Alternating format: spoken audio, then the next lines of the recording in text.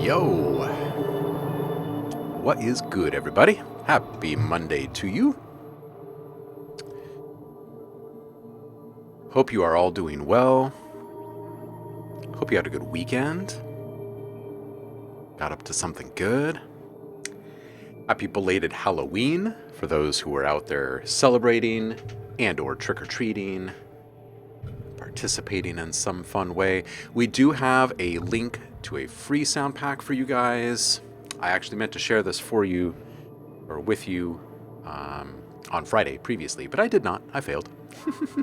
These are sounds that you saw me make on live stream a few weeks ago, and they are now being given away for free as the Halloween pack this year on the Ghosthack website. So be sure to go grab that. Yo, what's up, Danny? How you doing, homie? Hope you're doing well over there. What are you working on this week? How was Halloween? Halloween was good. It was wet. It was we had an atmospheric river falling from the sky here, so it was pretty wet. But that did not stop the candy grabbing and whatnot. So, but speaking of grabbing, go grab your free sounds. You have free sounds waiting for you. And also, there are more free sounds. There were 2 free sound packs posted today. One for everyone. The link is in the chat there. That one is to the Halloween pack that you guys saw me make. That's up on the Ghosthack site. The other one is for subscribers only. And I posted about that this morning. Sorry for all the extra posts this morning. We just had extra news to share. Gold, a collection of Foley drum loops, is this month's free sound pack for all subscribers here on Twitch. So if you are currently subscribed, you're on Twitch, get your booty over to the Discord and hop into subscriber rewards to grab your free sound pack. All right, so after you're done grabbing those free sound packs,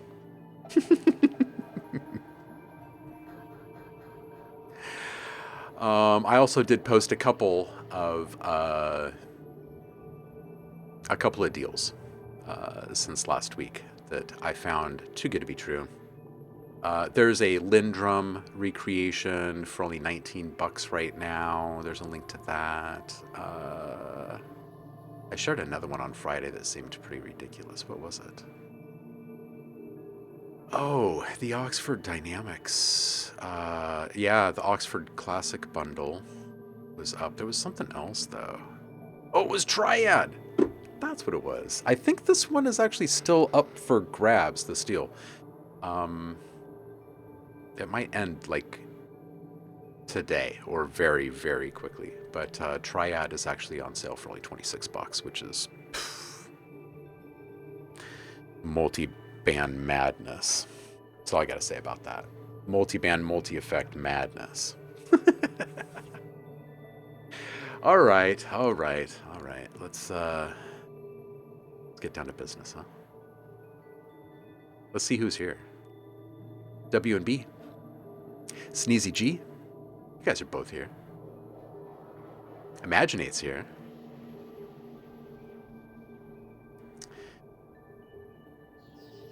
Bymar, you're here.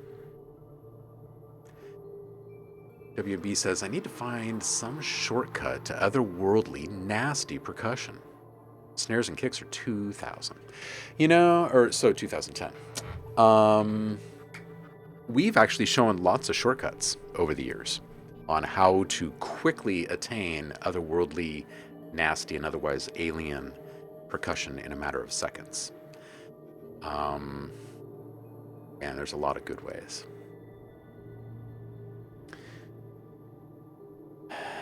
A lot of them do involve some of my favorite toys in Reactor. They are highly transformative. One, though, that if you are a Reactor user, you might already be familiar with.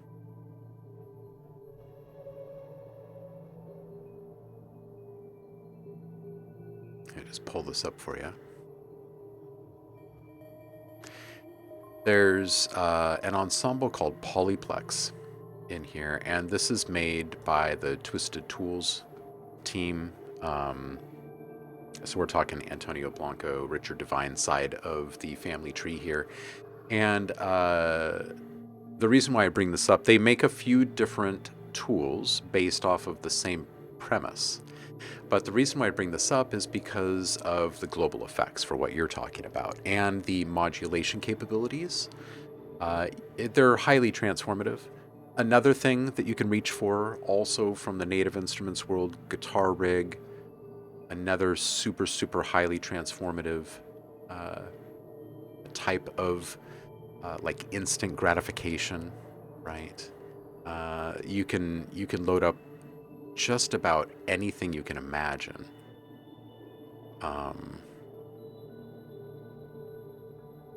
Or create, I should say, just about anything you can imagine. Using Guitar Rig because it's a rack environment and they've got channel splitters and they've got all sorts of modulation capabilities in here. It just takes a little bit of time to dig in and build exactly what you want. But you do have pretty great control over, routing and that kind of stuff in there. Molecular is another really good one. You guys see me use that quite a bit. Here, let's swap over to that for just 1 second. I think I might even have it running on something in here.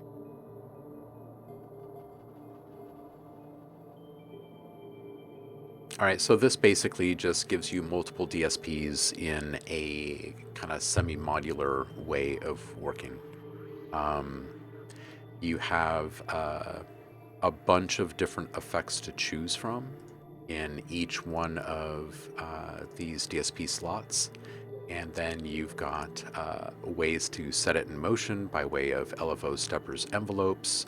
There's a logic system over here. There's also routing schematics to allow you to move these around in various ways and arrive at very different results very quickly. You can also engage with that just a little bit. There's also a morpher, which allows you to set some macro morpher controls here and then set this whole thing into motion and watch this little star guy go around here and manipulate your sound in wild and wonderful ways, as though it was being run through a modular rig.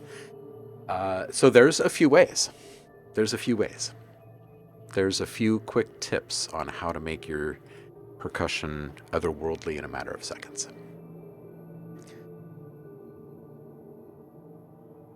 Ooh, free software. Yes, absolutely free software. Yeah. So yeah, definitely check out, you can get into Guitar Rig for free. You can get into Reactor for free. Check them out. Okay. Over in the Native Instruments world, until you actually start kind of creating with those things, they don't start charging you, which is nice. I know, right, Danny? I love Polyplex too. It's so good. So we're going to be working inside of Serum today. And before we jump in, I'll show you how we made today's soup. This first guy, I'll turn up the volume for us too so we can hear all this. This one is just kind of a little ambient thing. And I've just got it moving around the stereo field with a little tremolo, working as an auto pan.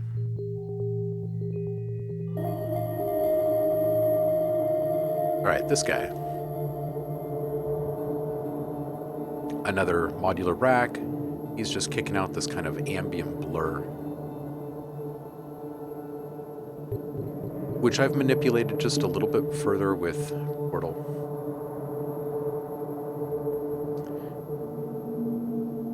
And that's just generating a little bit of kind of harmonic information over the top of that cloud. And then I've got a bit crusher running over the whole thing just to inflate it.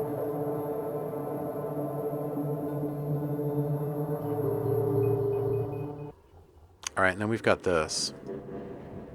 This guy's weird. This is a hack of the metaphysical function. You guys see me use this in pretty much every project. Some iteration of this tool. It's a great way to bring a sense of evolution and randomness and cool noise. It just allows you to pit a whole bunch of different oscillators against a sample bank.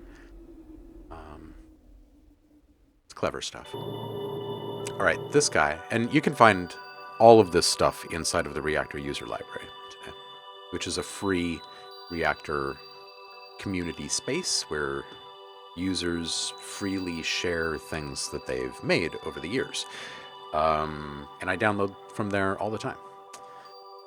This is Thule. This is a little FM synth wind chime kind of emulation pad guy. And that's just here to brighten this whole thing up and make it sound a little bit more spacey instead of just like straight darkness.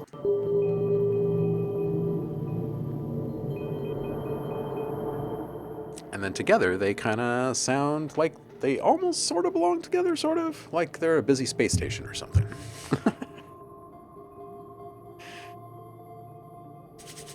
All right, so WNB and everybody else. Shall we? I was thinking we're just going to do sprints today. I would like to feel accomplished. Whoa, look at that. It says next stream feedback Friday. That's not true. It's actually going to be Wednesday. All right, so I figure we're going to just do some sprints today. I'm going to open up Serum 2, and I am going to make a patch, and then I'm going to close that patch. I'm going to open up another one. I'm going to start it, and I'm going to finish it. I'm going to open up another one. I'm going to do the same again and again and again. Let's see how many patches we can make, shall we? What's the goal, you ask? We're just working on a couple of sound packs over here. So I'm just going to do a little scattershot approach with you guys today. See what we get up to. Okay, here we go. I'm going to turn off this noise in the background because we don't need any of that. And I'm going to turn on Serum. Let us turn off everything. Everything, I tell you.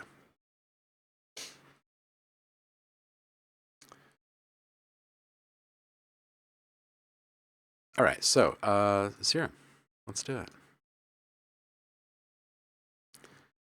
In like a couple days or something. I'll open this up just a little bit bigger for you guys so you can see a little bit better. Hopefully that's good.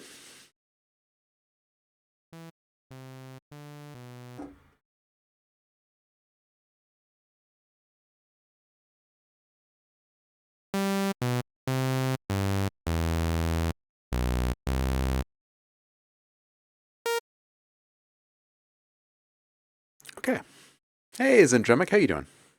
Happy Monday to you. We're just about to get started.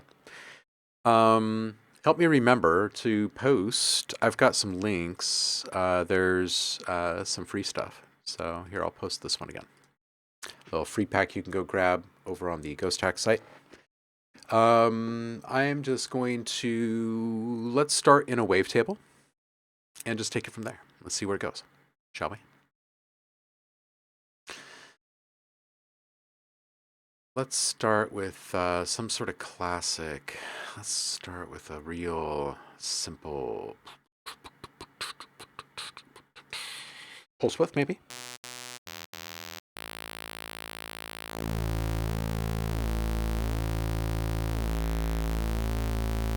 This is like a super classic. Okay, so I'm just going to take this. I'm going to make a really simple. Let's see here. Do we want to shape it with? Let's make it a traditional block.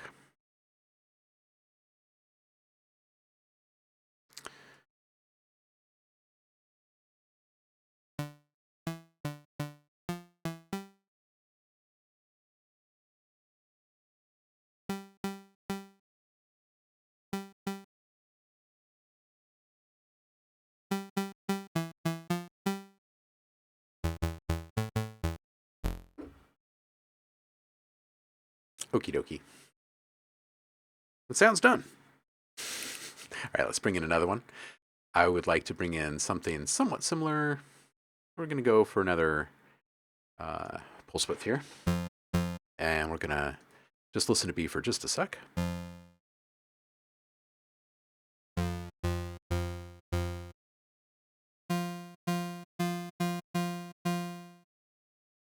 And maybe we'll just kind of rapidly modulate between those two timbres there. And re-trigger's fine.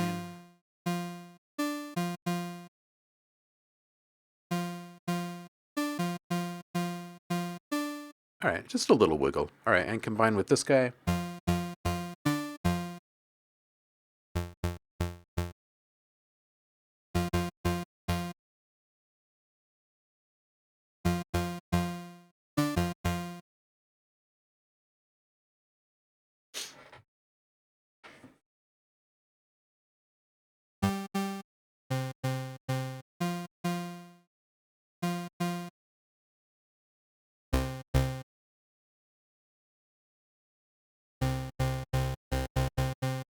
There is a slight added kind of punchiness.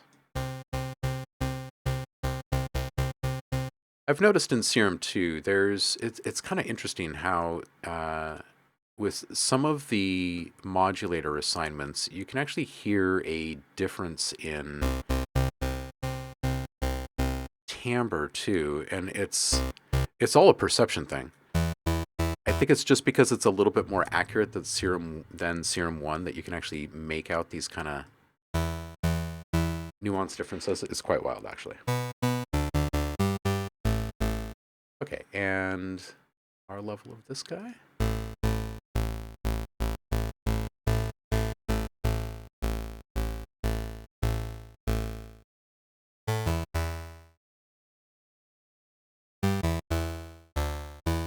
Okay, that's pretty good. We're gonna put this guy's unison up just a little bit here.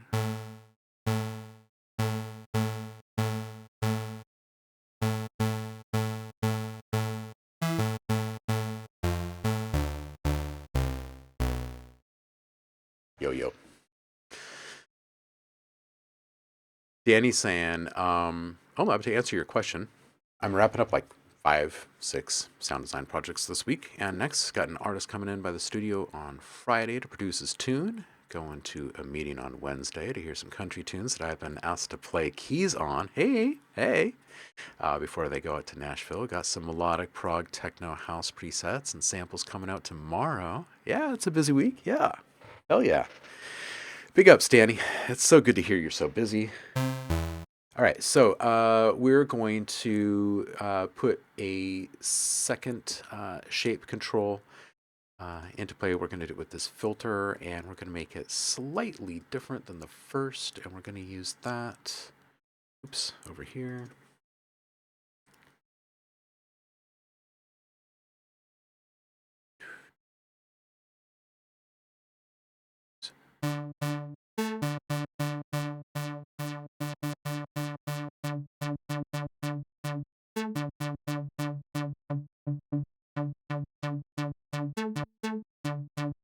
A little bit tighter.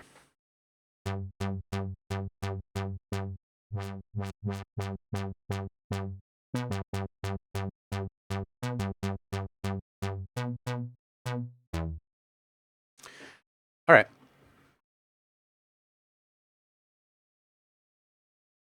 I'm going to bring in one more wavetable. I don't know that we're actually going to be hearing this one. So I think I might just keep this be just like a sine wave here. Just going to bring this down.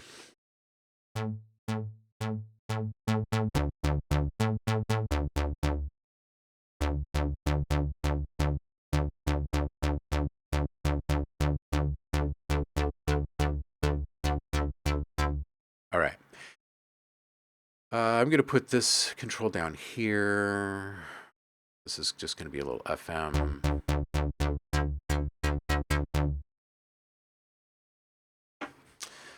And we'll come back to that later. Just putting a pin in that right now. Second, we're going to put a little shape control really quick on this guy, just so we can play with the delivery of this pluck. Make it a little more round.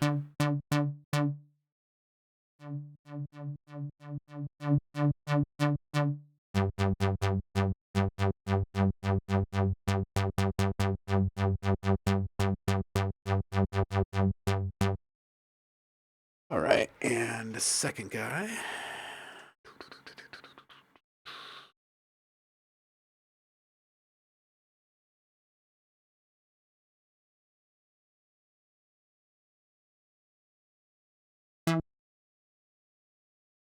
All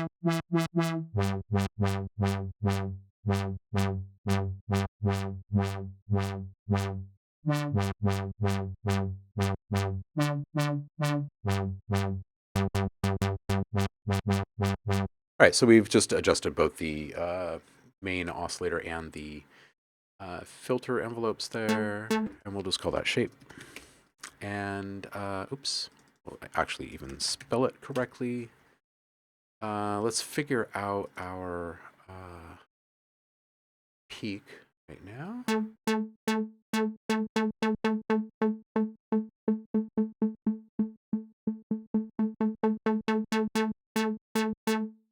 All right, so we'll bring this down to about here. And I'm going to bring that completely open. Oops. Hold on a second. Yeah, we'll do that. Where's my envelope?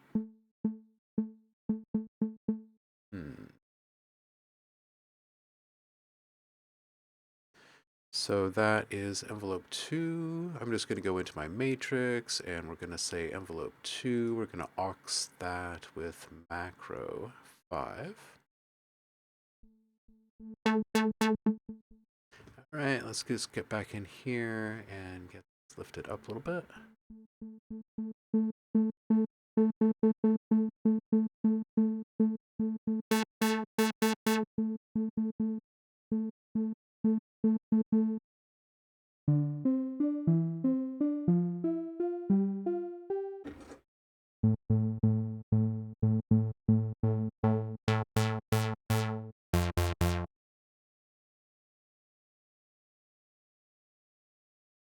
All right, I'm just going to add a little resonance lift here so we're not getting too much of a boost when it's down low.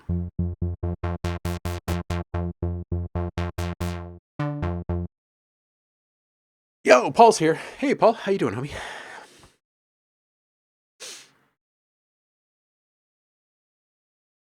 Hey, yeah, Danny, absolutely. This is work time. This is basically just sitting in an office with me at this point. What's up, Paul? How are things in sunny Maryland? It's wet and gray here in Portland. Paul has just rendered his last video featuring my gateway to the mind samples. Oh wow, wow, yeah, okay, excellent. Feel free to share a link when you post that.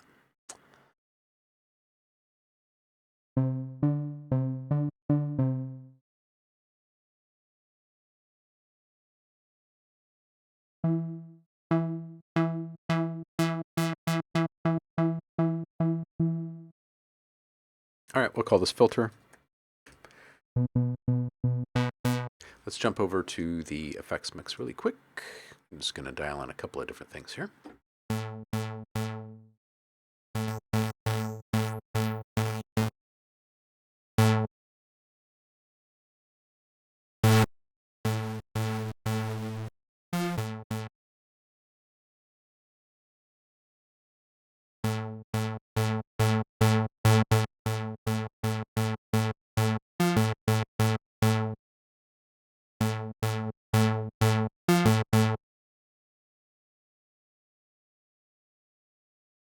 A little delay action here.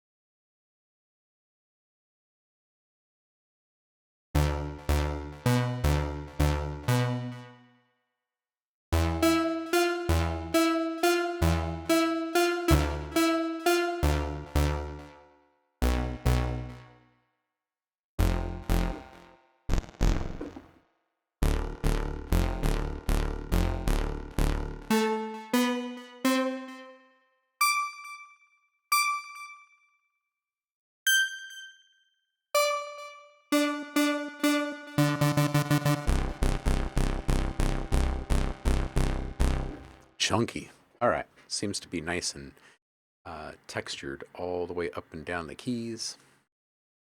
All right, so we're gonna, before we dial back that delay, I'm just going to bring in a little reverb as well. Hey, general question. Show your hands if you're using Serum 2. And then second, realistically, like down to earth, honest moment here, when you are playing with presets that you love the sound of and you want to be able to perform with them, are you hoping that the controls, the outcomes, the overall complexity of the patch is low, or high? Like, are you someone that's always looking for more ways in which you could manipulate that same sound, or are you looking for sounds that operate within a real safe range for very specific intentions? I'm always so curious to hear where people are. Now that Serum 2 has added so many more options and capabilities, I'm seeing people go pretty ham all over the place. And I highly question this, to be honest.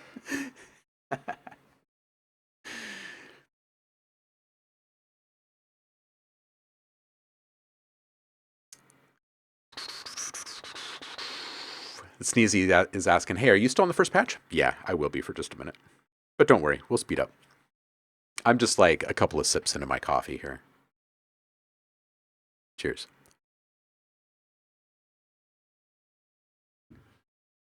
All right, so plate.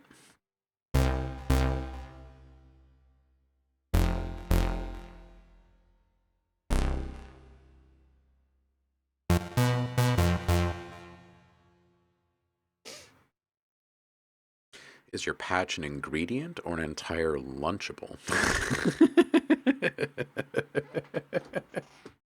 Right? Right?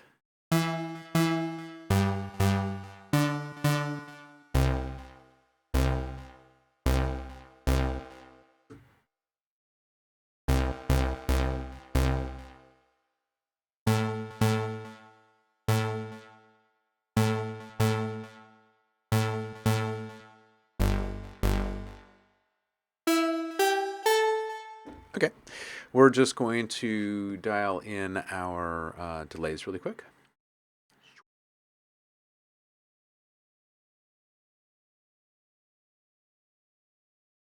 Boom, boom, boom, boom, boom, boom, boom.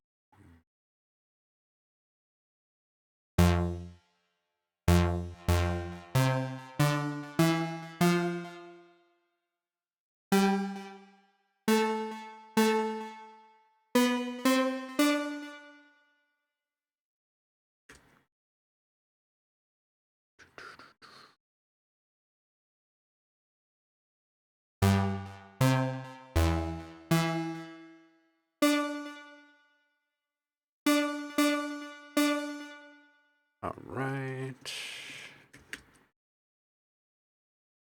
A reverb here. We've got a little FM.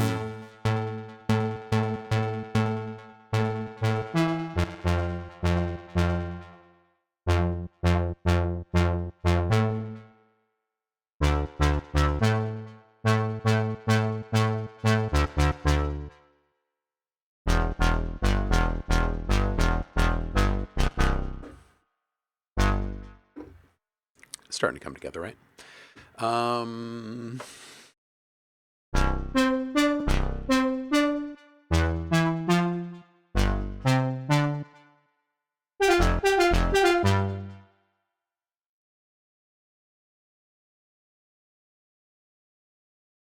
I think I might put a pin in this one. And we'll come back to it. Like I said, I'd like to kind of sprint through these today, not spend too much time on each one. We've got some essential packs brewing, some really big ones, so we'll find kind of the final resting point for each one of these here soon.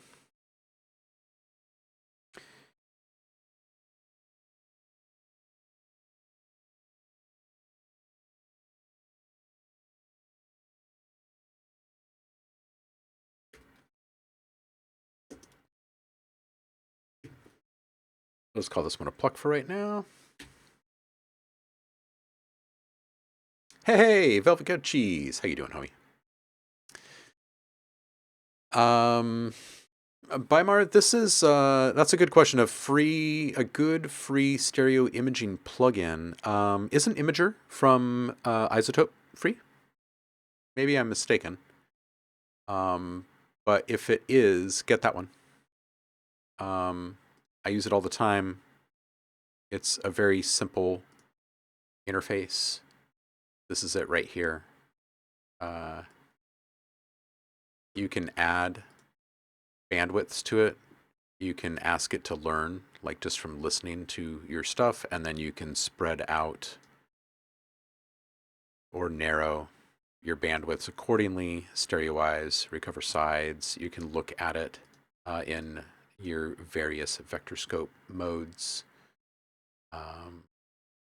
You can apply kind of dry wet mix of it. You can look at your signal in a few different ways. It's pretty flexible. It's pretty good. It's dependable.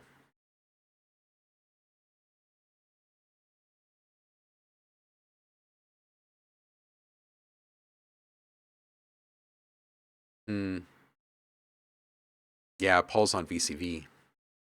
VCV everything. Okay, so I give this one a name, right?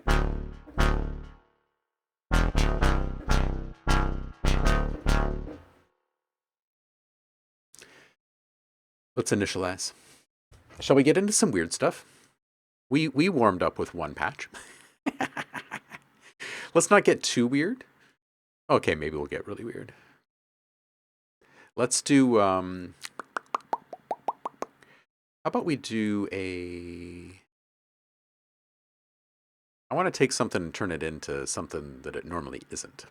How about that? Hey, Zeep!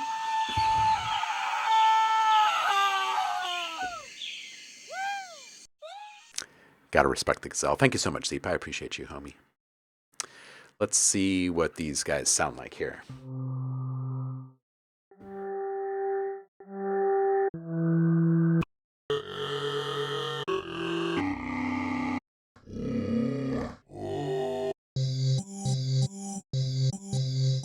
Let's take this guy. This guy's cool.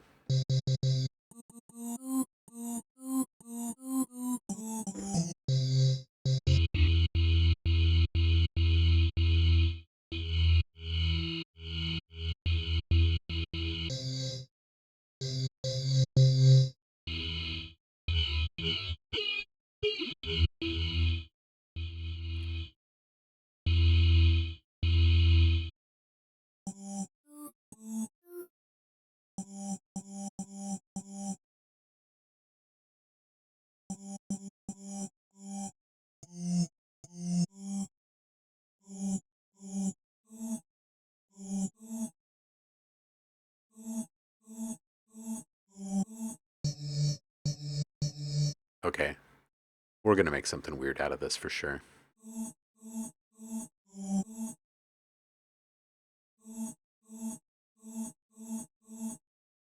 Oops.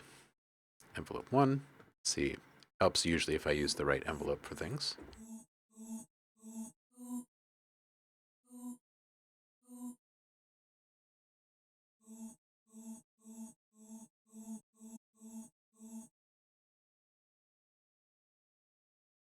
I know that's a little quiet.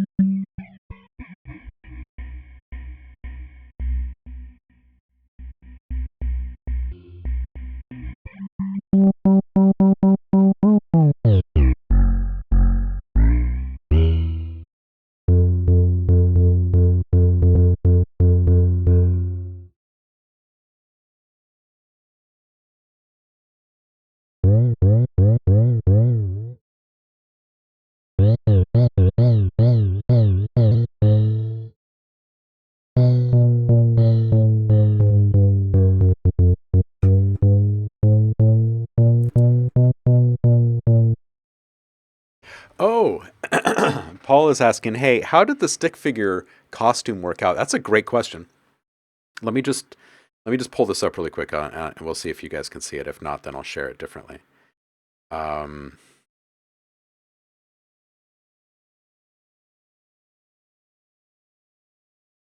okay, this is a pretty great picture. You tell me if you can actually see this. Can you see this?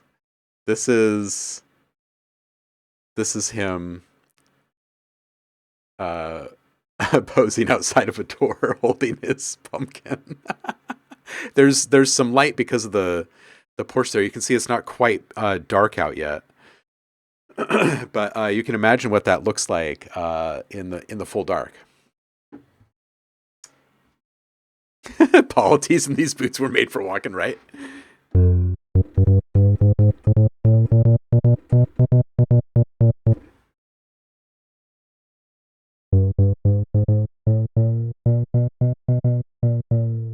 Oh, that's weird. Let's see what else we can get into with just pure modulation, because this is just a single tone because we've got the length so short on this. So all the tonality change is coming just from this LFO modulation on the length parameter. So let's see what else we can get into. I'm going to take a second LFO and we're going to start messing with the density of this thing and just start taking it down here.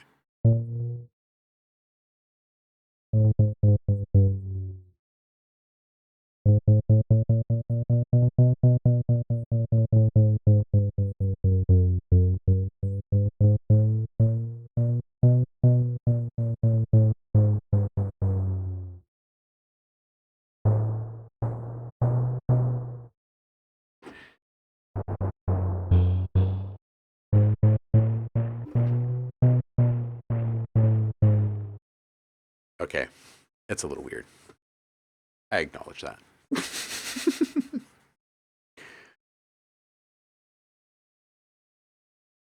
All right, I'm going to get back into granular here, and we're going to start with something a little bit, a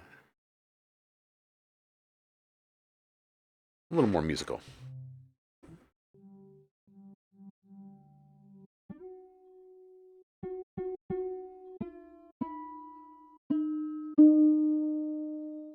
This is still granular here.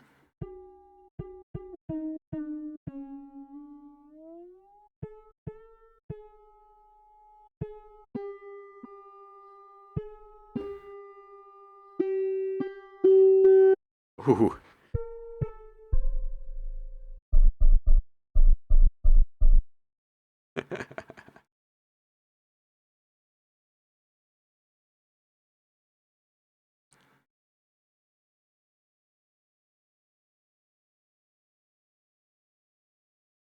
Let's do a good old-fashioned tom, shall we? We're gonna do. Let's do a mid, maybe just like a mid 808.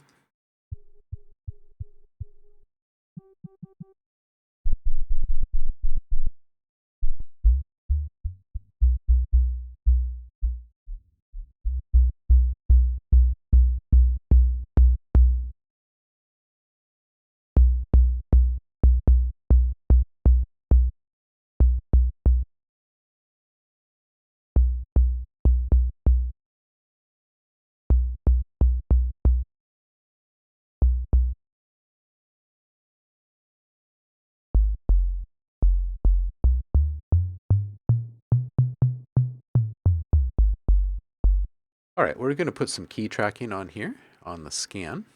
And this is literally just speeding up and slowing down the playback to get different pitch here.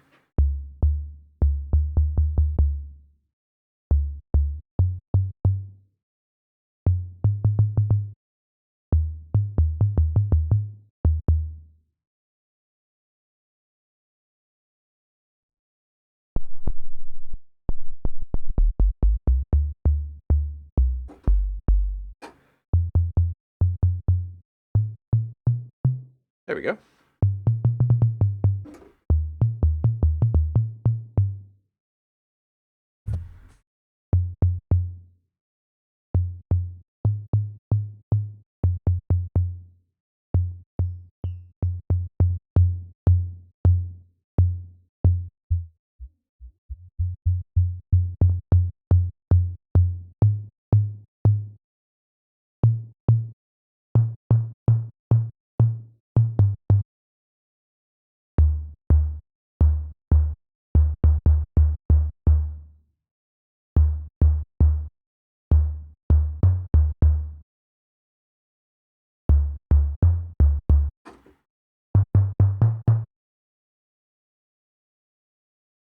All right, let's start mixing this up with some more interesting sounds here.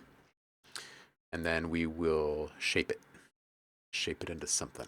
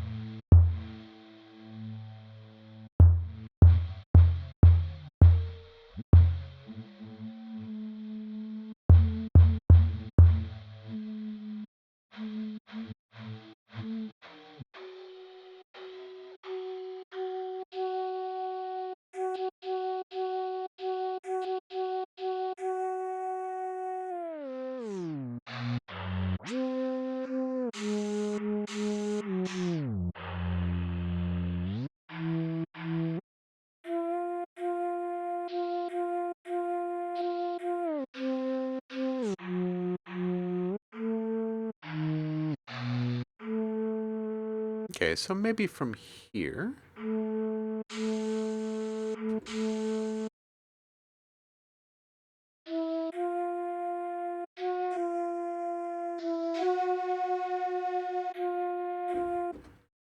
Oh, that's some weird stuff.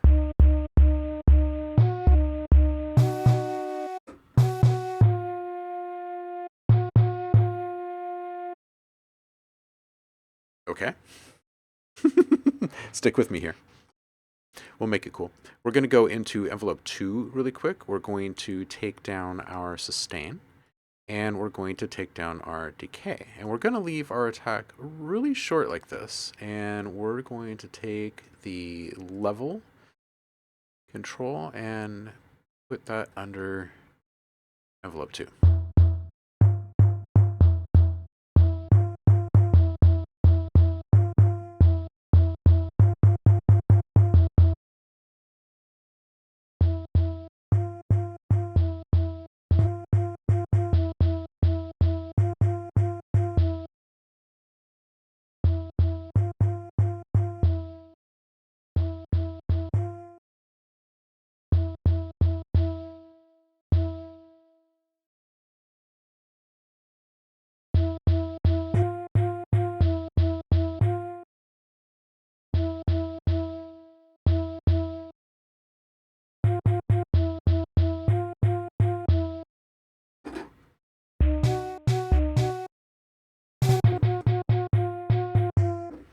Okay, super weird, right?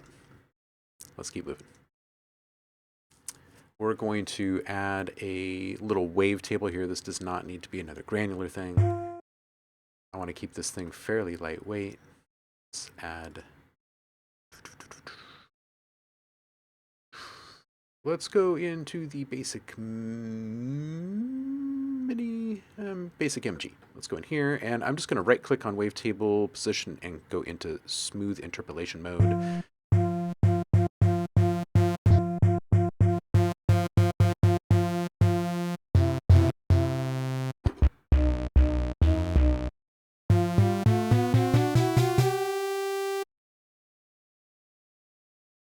I'm going to put that up 1 octave. We're taking down the volume. So now I'm going to go into warp mode.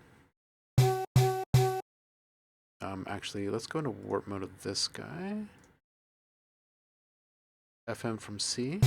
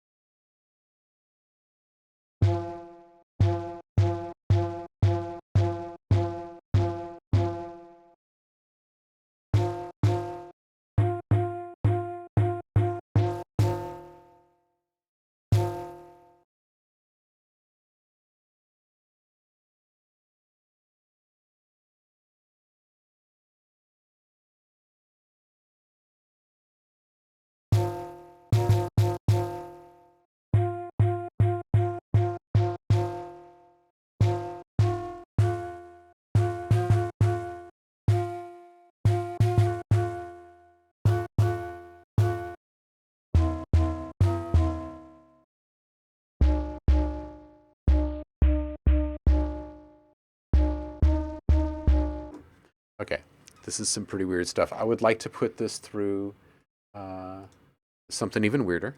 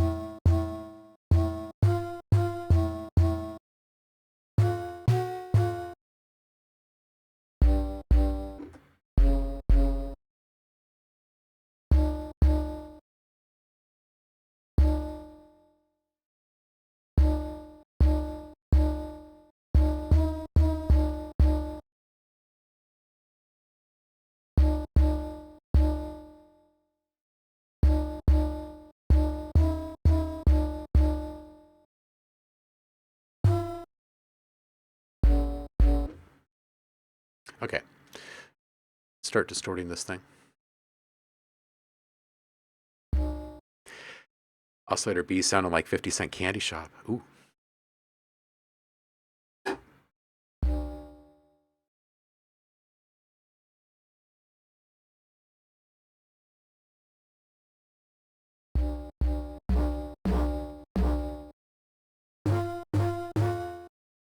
No, that's not the right one. Nah.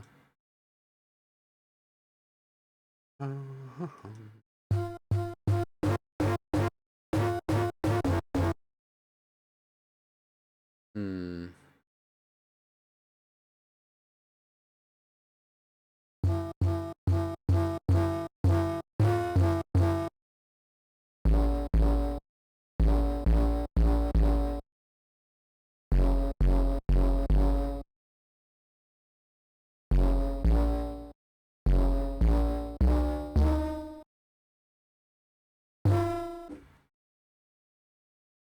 Okay, so if this is kind of the direction that the sound is going, we can now put in a filter here. And we can start shaping the whole thing through that. And then I'm thinking what I'd like to do is get a little sheen cooking off of this from like maybe some comb or something like that. So it's actually going to get pretty nasty. If you can kind of hear where this is going.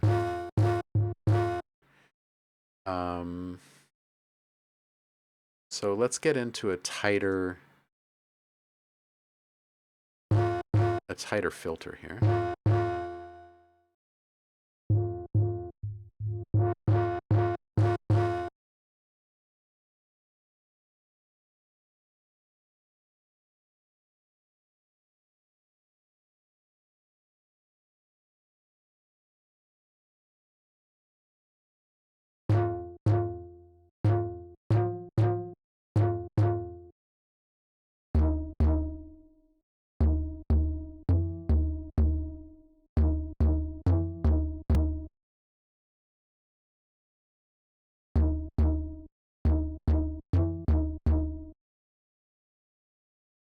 This needs a little heft on it.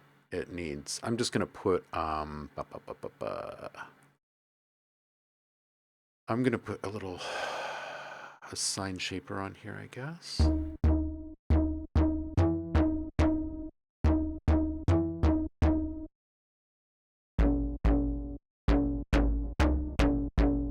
It's starting to push it out of shape. Hold on just a second. We're going to put this through a soft clip.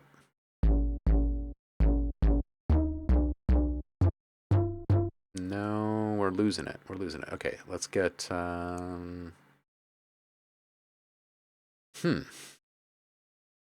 Stomp box, maybe?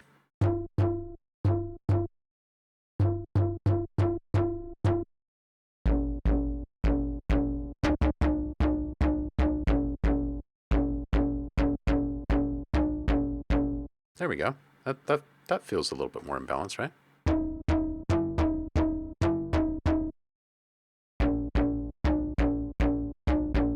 Yeah, sign fold, sign fold, sign fold.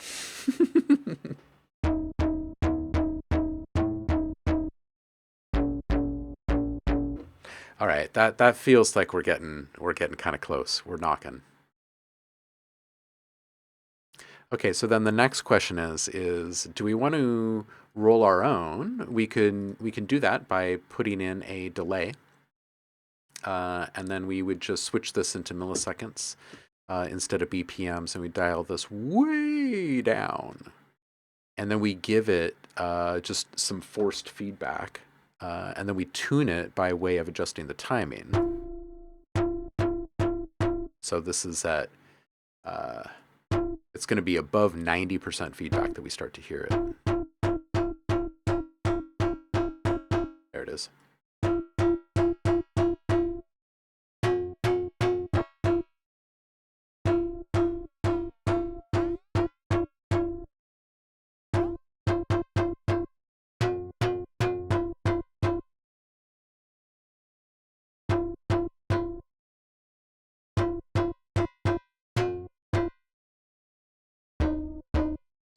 Or do we just do another filter and use one of the, which ones do we have here? We've got comb 2.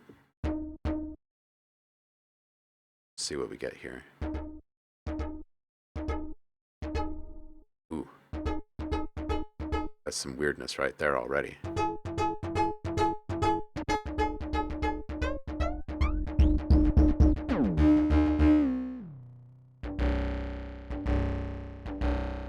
That's some wild stuff. Let's go into the original. That's some wild stuff too. But that's closer to what I'm imagining here.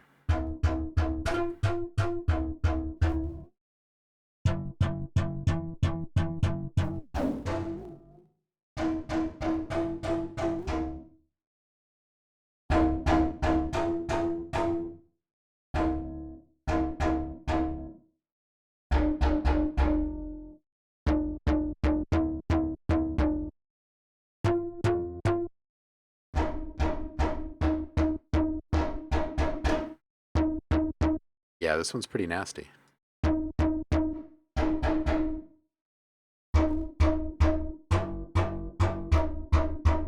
Oof.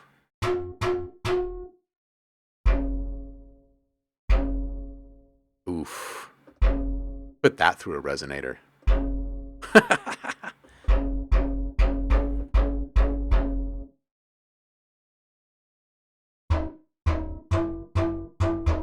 Ooh, that's through the comb delay into the comb's filter.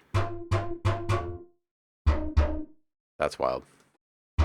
Okay, so this one's nasty. I think I'm going to put a pin in this one and come back. What I'm thinking through in my mind right now is, do I bounce something from this and then resample it back into one of these oscillators as a sample? That's what I'm currently contemplating.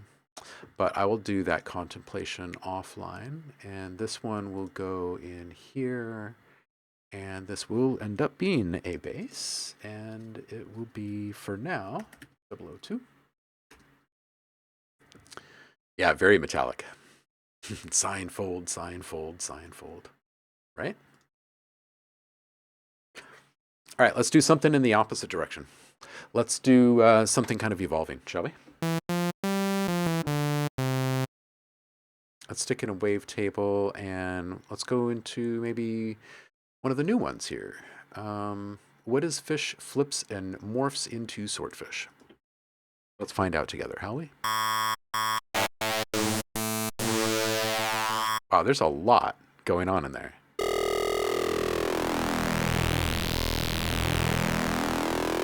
Okay, this feels like we should be making acid bass lines out of this, maybe, or something. This is a really wild visual. I'm gonna keep this one for a future guy. Let's take a look at this modular 18. This is a really sharp sounding analog signal. very, like, nasty. All right, let's bring up the unison on this guy.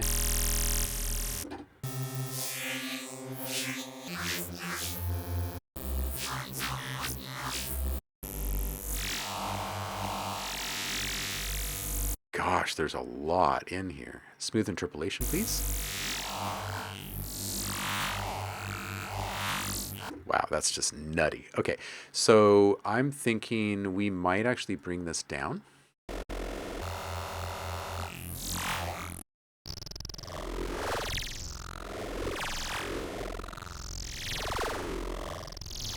Yeah, that's some really wild stuff. Okay, and I'm going to turn off that oscillator. We're going to turn on this second oscillator, and we're going to find something that's kind of complementary to that.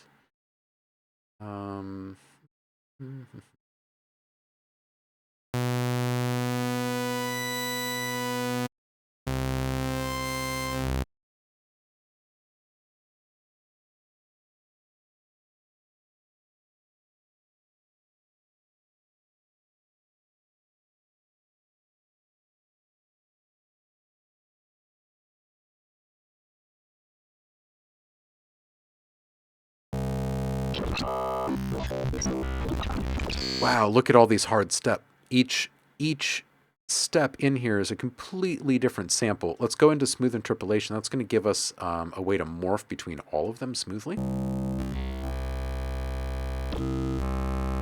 As smoothly as we can.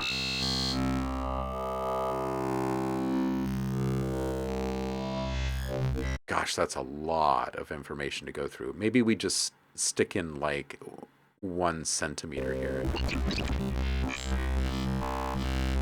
Maybe we'll scroll around in here. We'll just do this very, very small amount of modulation here. And we'll do it freely over 8 bars. Gosh, that's still a ton of stuff happening very quickly.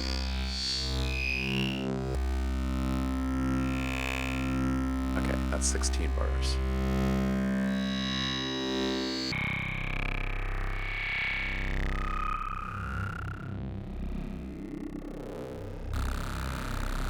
All right, now let's move this guy around too. I guess we can just keep him on the same clip here.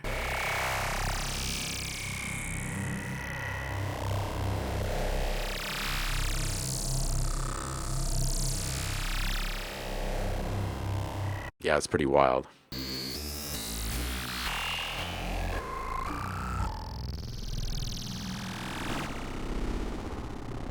That's some weird stuff right there. All right, let's give this a little bit of attack. Oops. I have a gripe. I have a gripe about the sensitivity of the switches to envelopes. So I'm constantly dialing in the parameters on the wrong envelope because as I'm moving my mouse across with modulators, as I'm dragging across to assign to things, it'll flip to different envelopes as I'm just dragging across there. It's kind of annoying.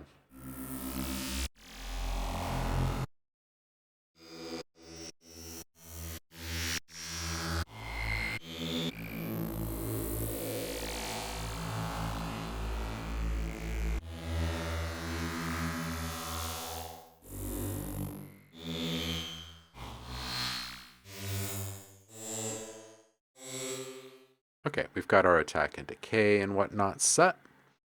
We're going to make some weird little kind of sci-fi pad. And then we'll use some filters to make that actually useful for different things. Let's go into just a basic sine wave here. And we can modulate through that. So far, we've just got this one envelope or one LFO modulating something across each one of these oscillators. And that should help keep it pretty interesting for us. I'm going to drop this third one an octave as well, and I'm going to kill the audio from it. I'm just going to I'm going to FM from that a couple of different ways.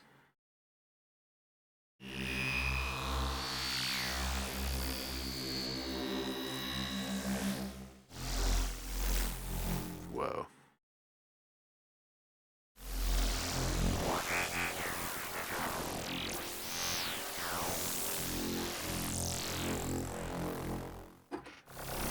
So much FM.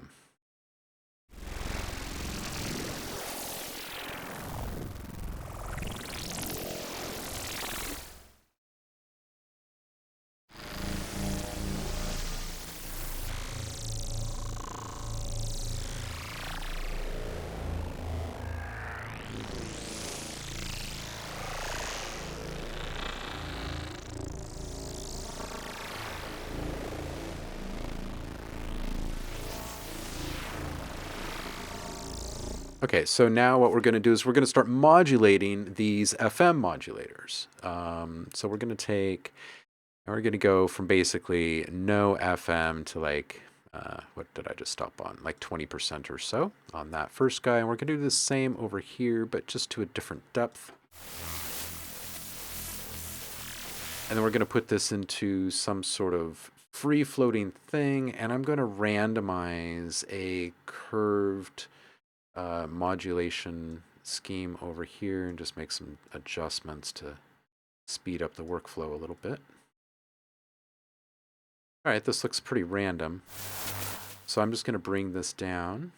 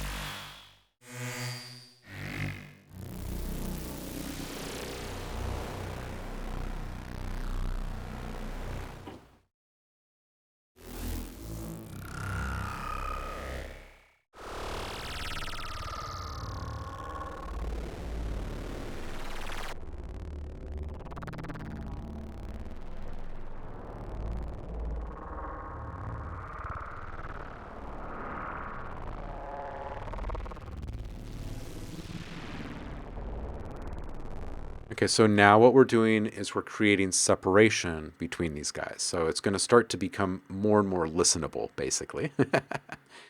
And we're going to slowly disclose parts of oscillators A output through this filter modulation here. So we'll go ahead and we'll start it on a read trigger. That's fine. And we'll just keep this really simple. Maybe just an 8-bar.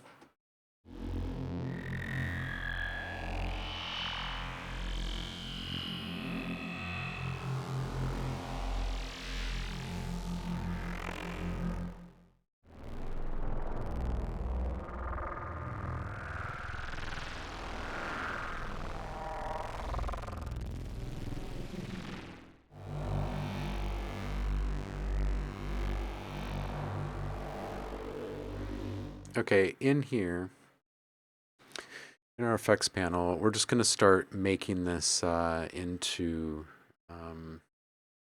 something a bit more useful, like I said.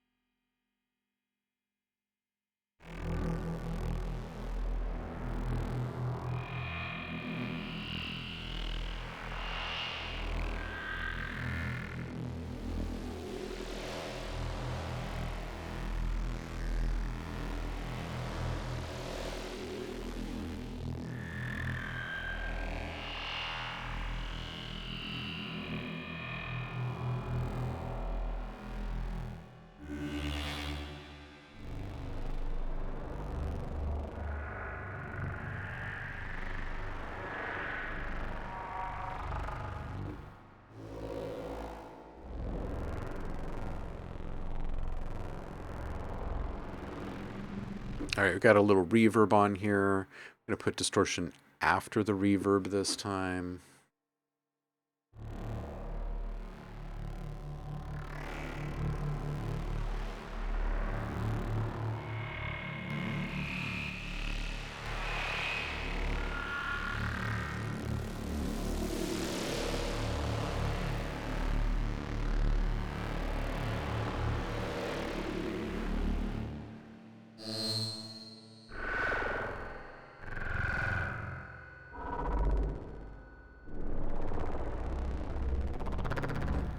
It's an alien.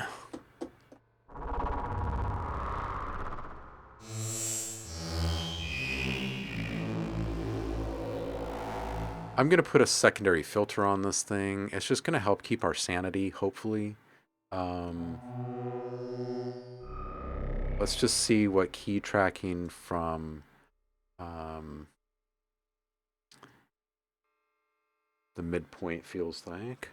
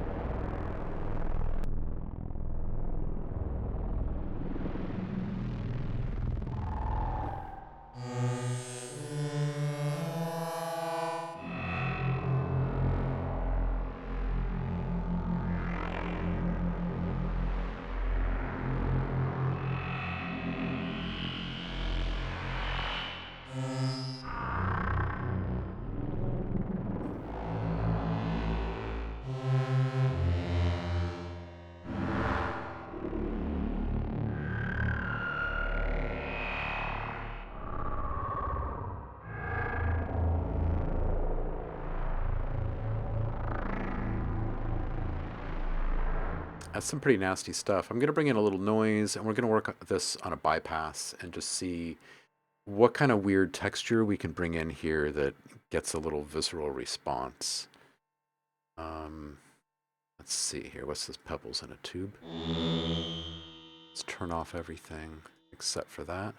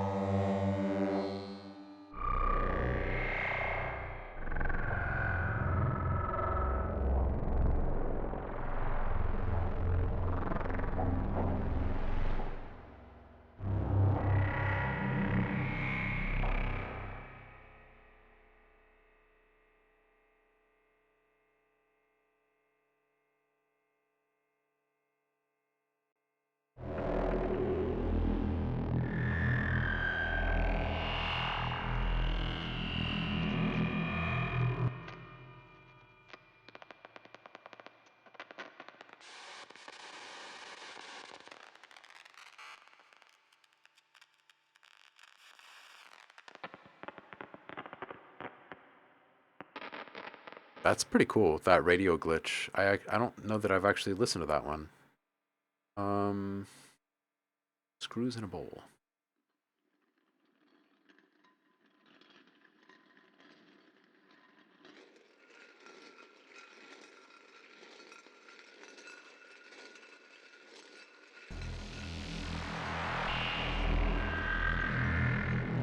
That's kind of an interesting timbre mix there. this metallic flavor from the screws in the bowl sample here. Just speed up here.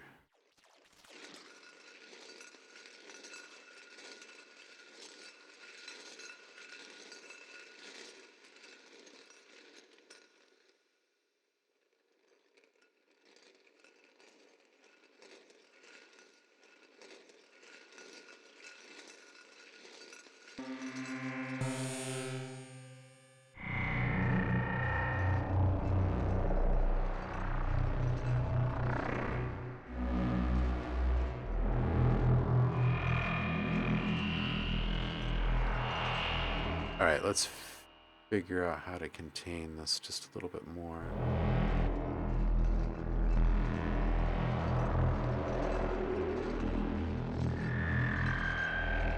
We'll send the screws in a bowl, the filter B, or filter 2, rather.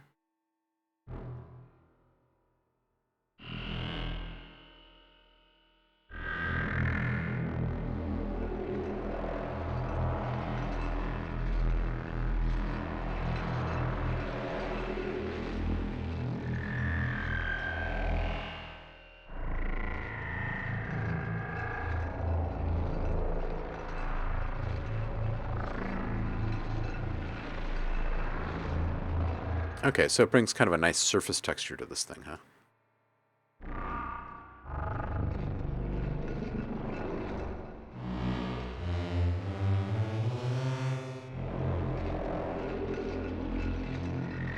Okay, out of curiosity, if we were to put just kind of a blanket through, or a blanket over the entire thing here, what does that end up feeling like?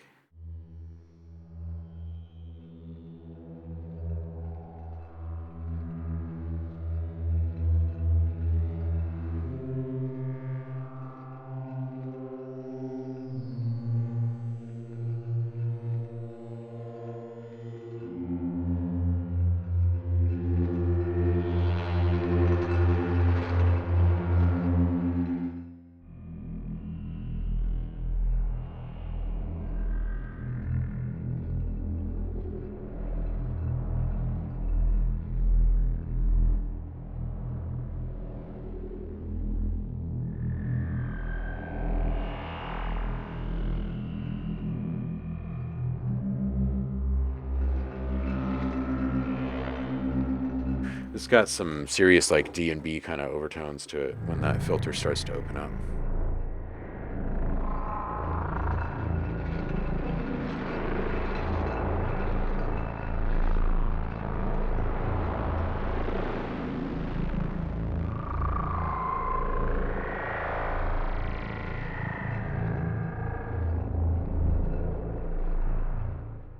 Yep. Okay, I'm not going to spend a ton more time on this one right now. Let's get into show.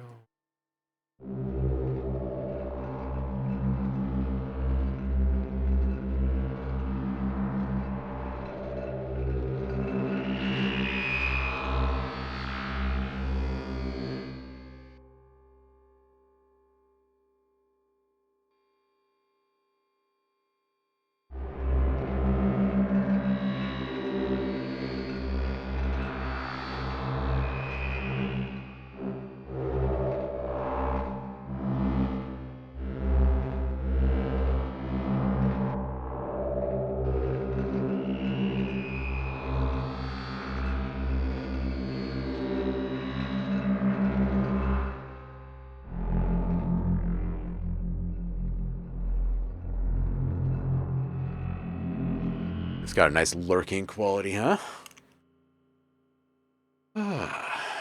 Yo, what's up, Boke? How you doing, homie?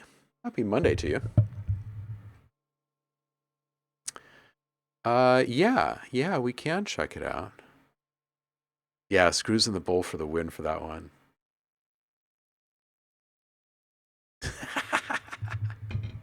Paul says, geez, now you have me building FM with 4-sign VCO and daisy chained FM. Game on. Yeah. Yeah, Boke is asking, I wanted to ask you if you have some time to check out me and my friend's sound pack that we were still working on and send it to you. Yep. Absolutely. I think we have talked about the pack before, although it's been some time. Excellent. Yeah, feel free.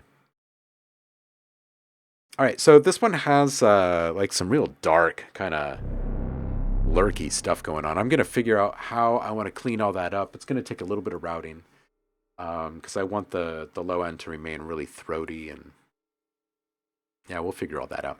All right, so this one will be it'll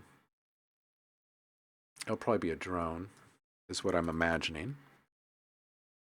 And we'll just call that 001 for right now.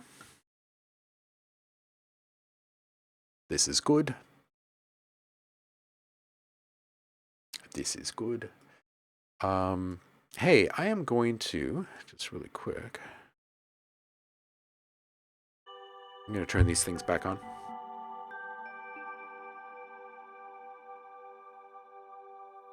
All these different modular racks that we were looking at earlier.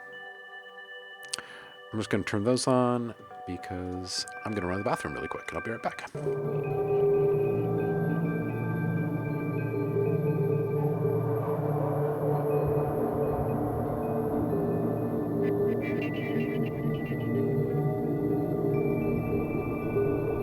Weird stuff. I'll be right back, y'all.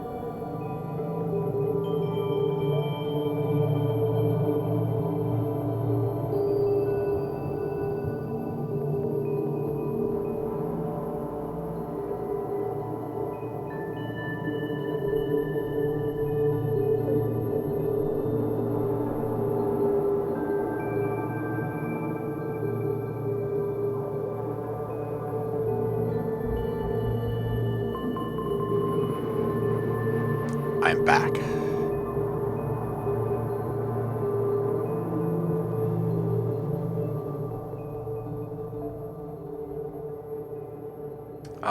So Alex just walked in asking, hey, can you listen to something for me?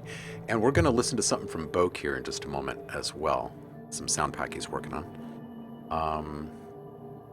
But Alex, sure, if you want to put something in there really quick, we can do one. We're not going to turn it into a whole feedback stream, but we can do one before we jump into the next sound.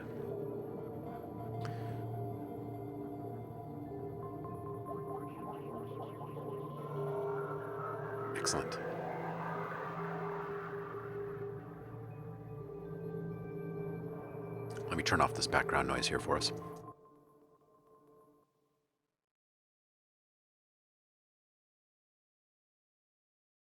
Alrighty.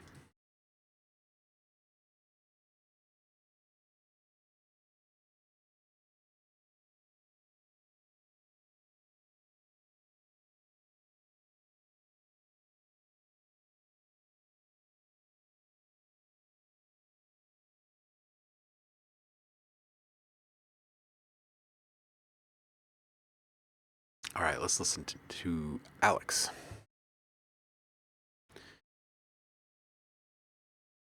If it's going to play for us. It says it's trying to. What's going on here? Let's refresh this a little bit.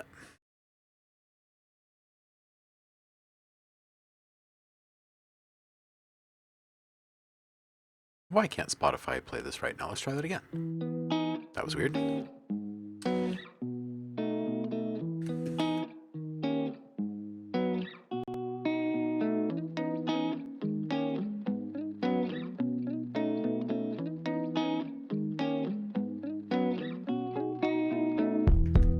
Texting all night and talking during the day.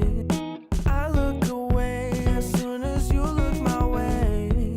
Say we're just friends, you say it's better this way. Losing my mind with the words that you say.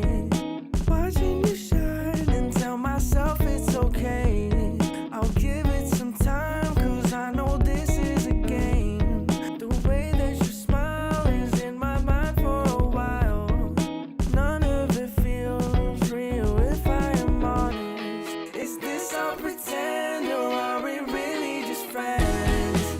Playing defense, so I think this is the end. Pulling me in and then you do it again.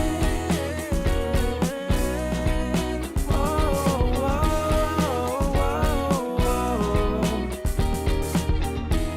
is this all pretend?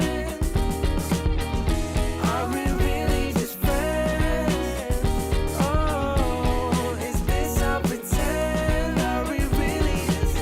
Oh, I've been running in circles trying to get you out my mind. Patiently waiting for God to give me a sign. If it's all pretend, then why you pulling me in? When I think it's over and then you do it again. How do I explain this? It's not much longer I can fake this. The way that I'm making makes me feel like I'm breaking. None of it feels real if I am honest. Is this all pretend or are we really just friends? Playing defense, so I think this is the end. Pulling me in and then you do it again. Oh,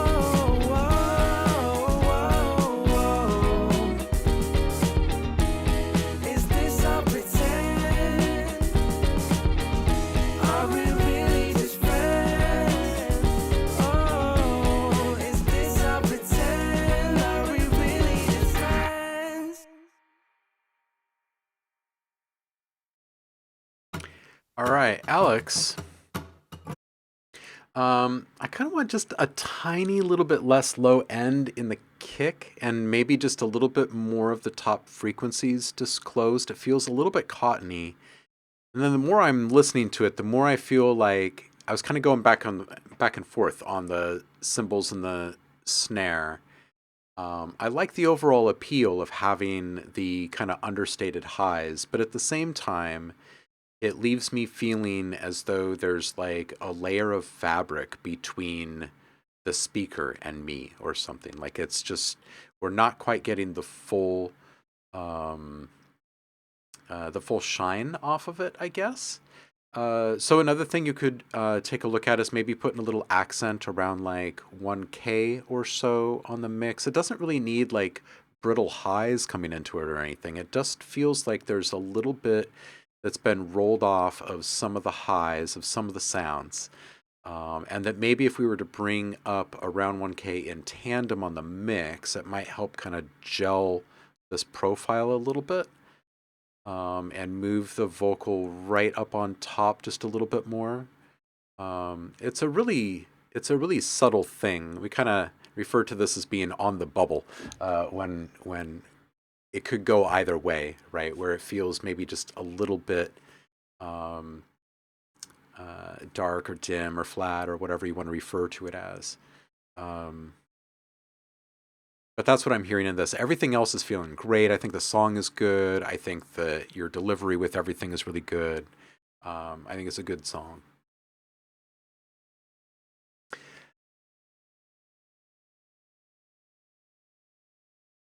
Paul says, I can hear a horn section in this track. Alt74 says, I want a grindy E guitar in there at some point, but that's the gritty, harsh side of me saying that. It seems like a smoother, cruising kind of track. Mm-hmm. Well, guitar solo or sax. I can hear that. I can hear that. That would also kind of cure a little bit of the kind of brighter timbre that or profile that I feel is kind of missing in a couple of spots here. But as it is, this feels like a nice, easy breezy kind of song, you know?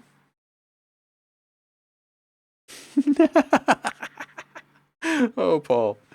Yeah, you bet, Alex. You bet. All right, where were we? There we go. Alt 74, I definitely agree with that. Or some acapella secondary harmonies. I would definitely get behind that. I think that that's exactly what this is missing. If this is missing something, it's that. It's the doubling up and the opening up, the embellishing of. Yeah. Yeah, I think they're in that space sort of too. I agree. I think that's a natural fit for them. 100%. Okay, I was just about to do some stuff. And I think I just saved this right before we took our little break. So I'm just going to initialize this patch. And let's make something new. Let's go with, let's go really simple.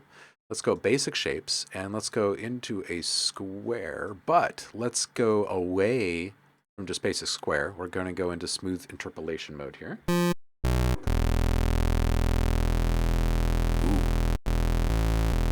Ooh. Okay. Okay. Now, what if we also, let's just take this and we'll just add just a little bit of modulation on this. We'll re-trigger and we'll set this to be pretty quick. And we'll just make this an envelope.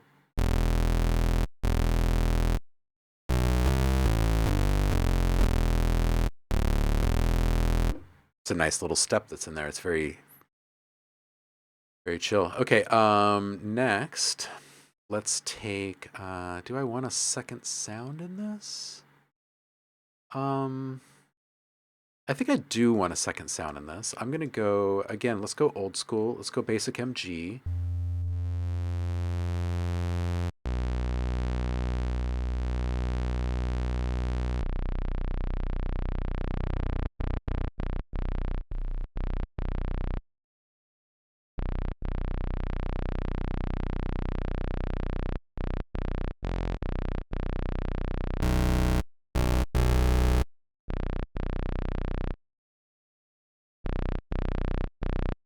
All right, we're going to bring in a third oscillator.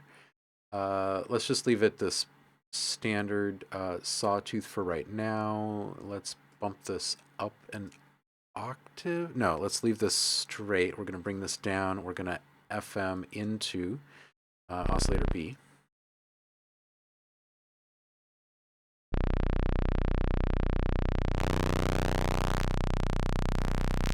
There's some crunch.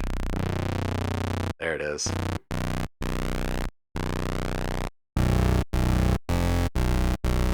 Huh.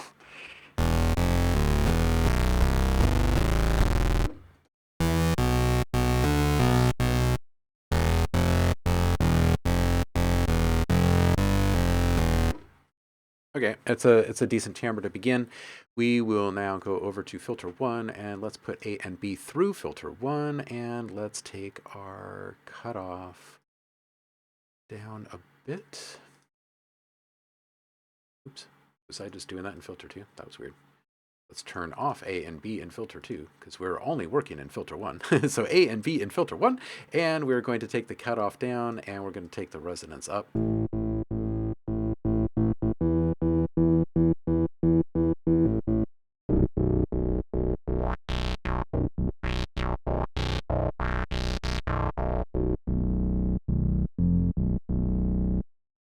Okie dokie. Let's take let's take this guy.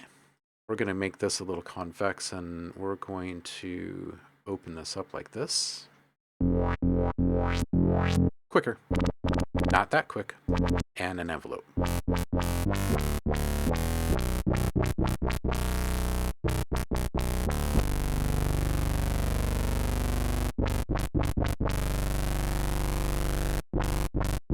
All right, let's shape the actual sound here.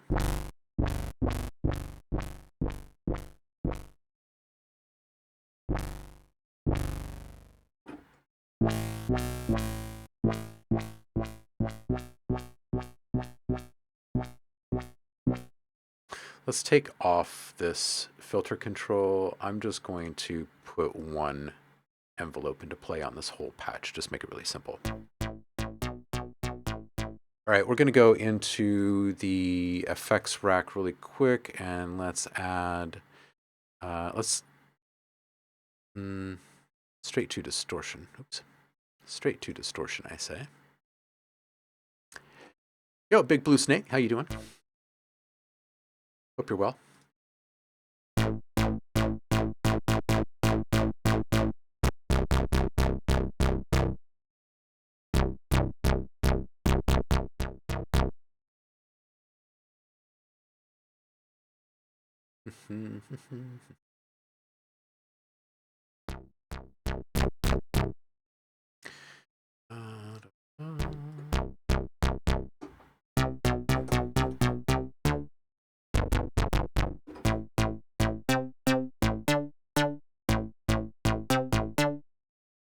All right, let's go back here. Let's play with voicing just a bit here and get the rest of the sound sorted.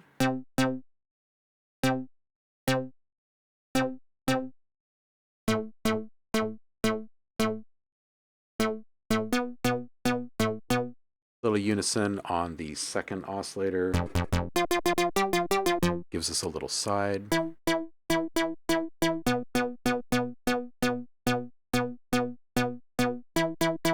And just to counter that, we can go in here and we'll put in a, let's put a low mid-high?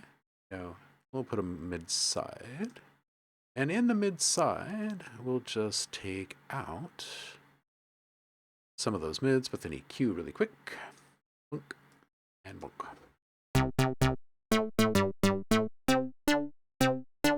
Well, that's really tight.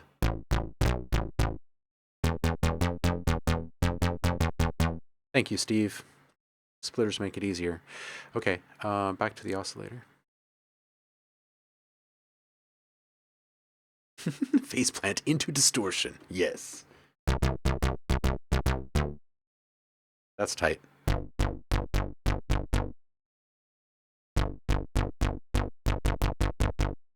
I don't know that...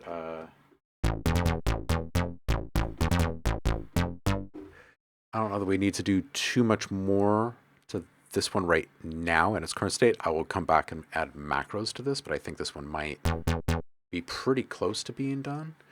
Let's go ahead and add some compression here.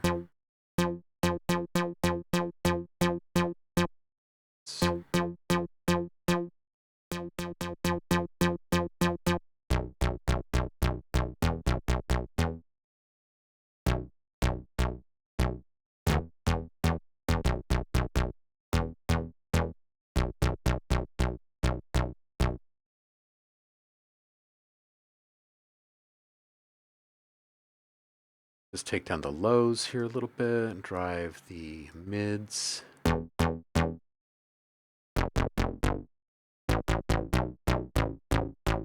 Ooh.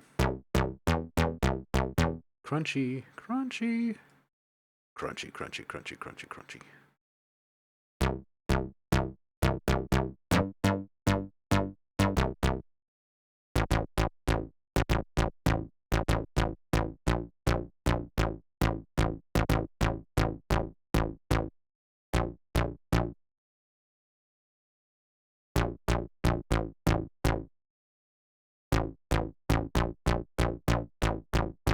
Okay.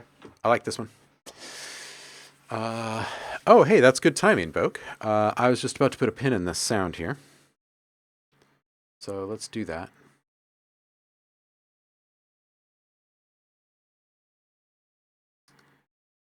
Hey, really quick. If you love Halloween and you want some free sounds, you want to get some free sounds that you saw me make, and now that is being given away by Ghosthack. Where is this? Where is this? Where's my stuff here? Hold on just a second. Public Lounge. Hey, there we go. There's a link in the Discord, but I'll go ahead and I'll put it here in the chat for everyone that wants to grab it. It's a free pack for everyone. I forget how many sounds. Is it 25 sounds? 30 sounds? I forget what I put in there.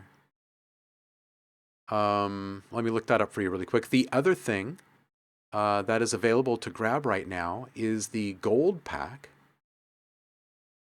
which is an OhmLab official. Those are Foley drum loops. Those are sequenced drum loops, like toppers from the Trinket Foley collection. So those are really great. They're full of all sorts of really interesting textures. And once you start resampling and resequencing and chopping up in various ways, it becomes really, really cool to play with. Okay, so we're going to look really quick and see how many sounds are in there. 25. 25 sounds. And they're pretty great. If you guys want to hear some, I'll play some for you. This is the free Halloween sound pack from Ghosthack and yours truly. Link in the chat and the Discord. A couple of drones. Here's another one. You are welcome, Paul.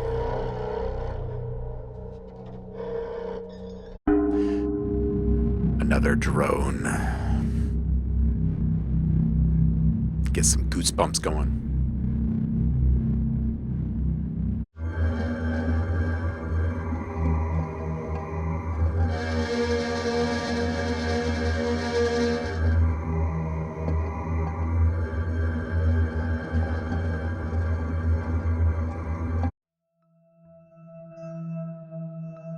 So there's 5 drones.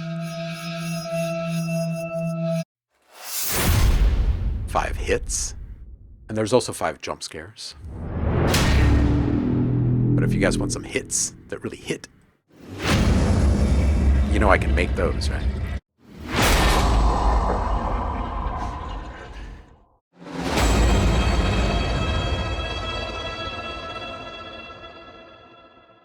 It's not often you hear me gloat about anything, honestly, in the sound design world, but I think I like kind of hold down this category in one of the most popular libraries around, the cinematic hits. Gotcha. Jump scares.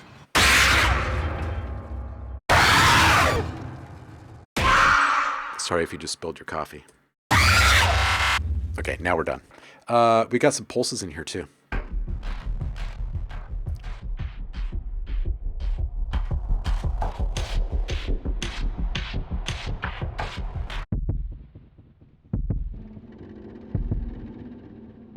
Some tense stuff, right?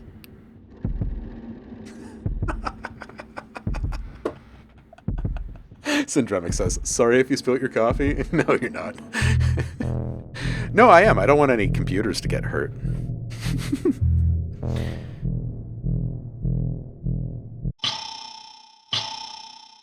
Tense.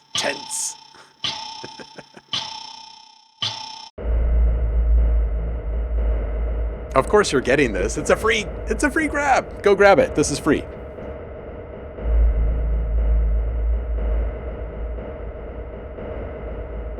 It's not Halloween if there's not suckbacks. Right? Isn't that what they say? Isn't that like a thing? It's probably not really a thing.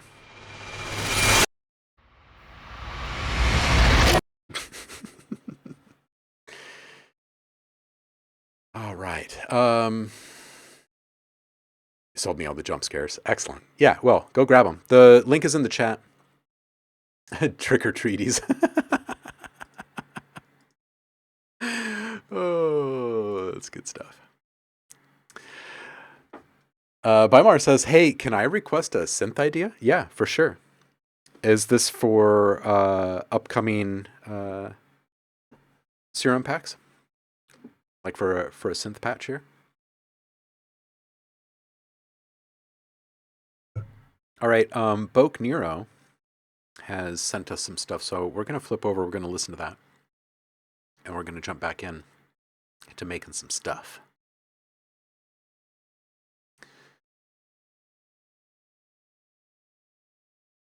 Boke.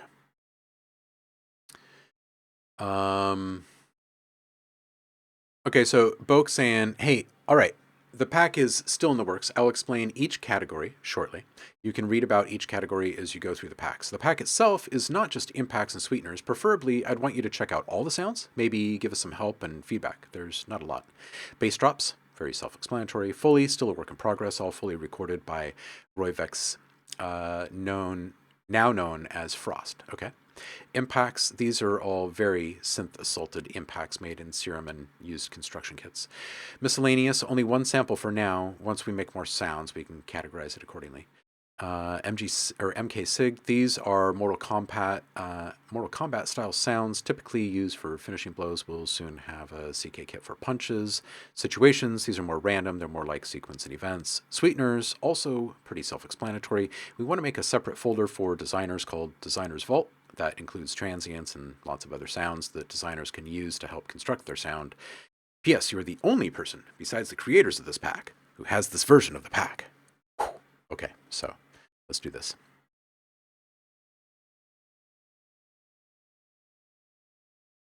Let me just grab this.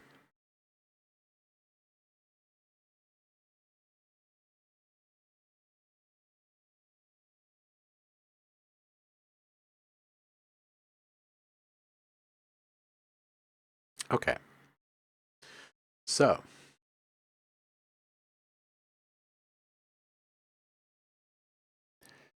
this is now unzipped.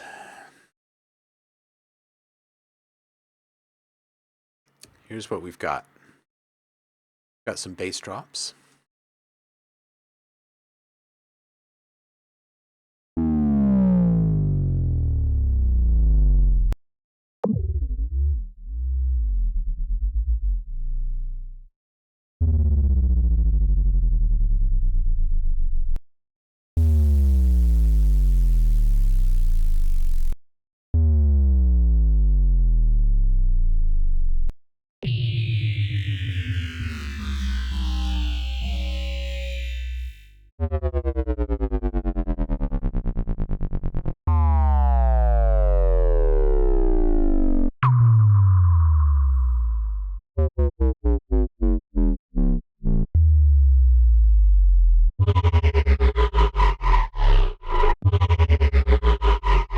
Okay, so two things stand out to me in this folder here. One is that there's some clicks. You want to make sure that the files don't click at the end as well as at the beginning, because that can cause problems for people in different ways.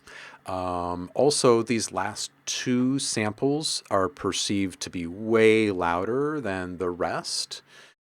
This folder is actually incredibly similar to this pack here, one of my packs called The Drop. And just to, if we were to listen to just a few in a row, you'll see that we've got like a really consistent output level from one to the next.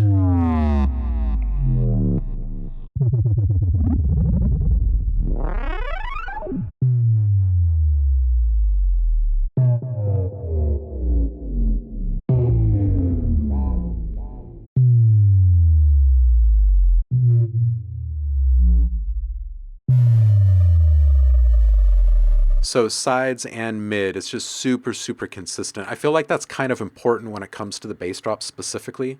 So those are two things that I would make note of, the clicks and then the volume leveling. You are welcome, Zen. Hey, Eric. How you doing, homie? Eric is saying, hey, when you have subs that go through the sides, do you care if it's mono or not? So on that pack that I released it as like a taster's choice, right? Like give the artist everything and then let them decide what they want to do with it, because it's so dependent upon what you're putting it into, right? The project itself. Because if there's nothing else present at that one specific moment in time, there's nothing wrong with having stuff all over the sides, right? Or having big bass in your reverb or any of the other stuff. It's really just about when the mix starts to get busy that you have to start following more rules. Okay, so there's a folder called Foley, which is a work in progress. This is Blood Wet Cloth.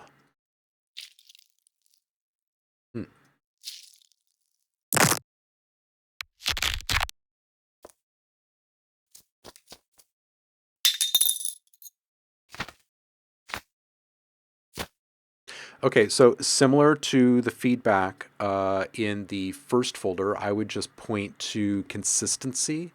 And here I can pull up another one of them. It might be easier just to go here.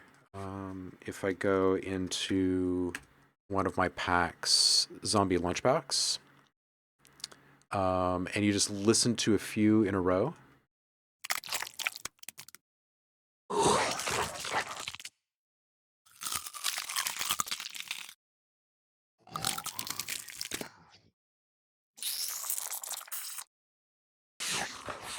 Kind of regardless of the material in question or being used from one moment to the next, the levels are about the same. So that's the first bit of feedback, would be that. The second is that I would really encourage you to use saturation to better define and develop the edges and the kind of nuanced details that are tucked inside of these sounds. The more you kind of gradually bloom these sounds, the more you can disclose. So it might not all be just we're going to hit it with this distortion and it now sounds like this. It might be more like, I put 3 layers of overdrive on this, and then I compressed it a bit, and then I used another couple passes of overdrive, but all of those were really gentle and kind of teasing out more details. So play with that. Play with some stacked processes and some really subtle EQ, accenting, and compression, and kind of layer those processes and see what you can get as you like kind of slowly develop those over time.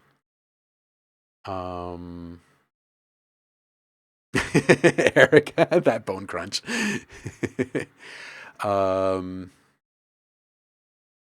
Which one? This one? That one too. Bye, Paul. Take care, homie. Okay, so I've got impacts here.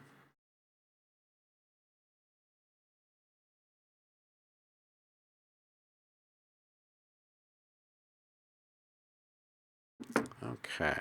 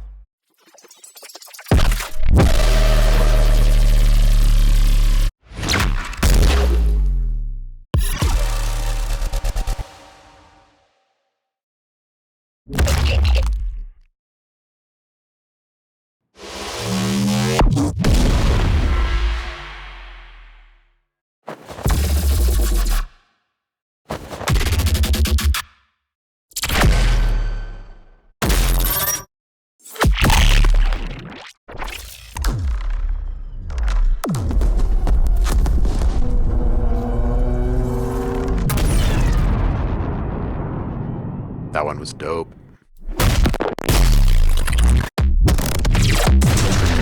All right, these are all really good. A couple bits of feedback on this folder. There's a few things. One, you don't need to push the loudness quite this much. When people are going to use these sounds in their own projects, there's going to be a certain level of mixing, sweetening, whatever that takes place. And there needs to be a little bit of room for them to be able to embellish and make them fit. And I understand that part of the loudness plays a part in the sound design impact, right? The feeling of force and whatnot. So back off what you can. The other is try not to accent the sub bass quite as much. In the projects that you've been delivering for quite some time now, the clients have been looking for really, really heavy sub bass.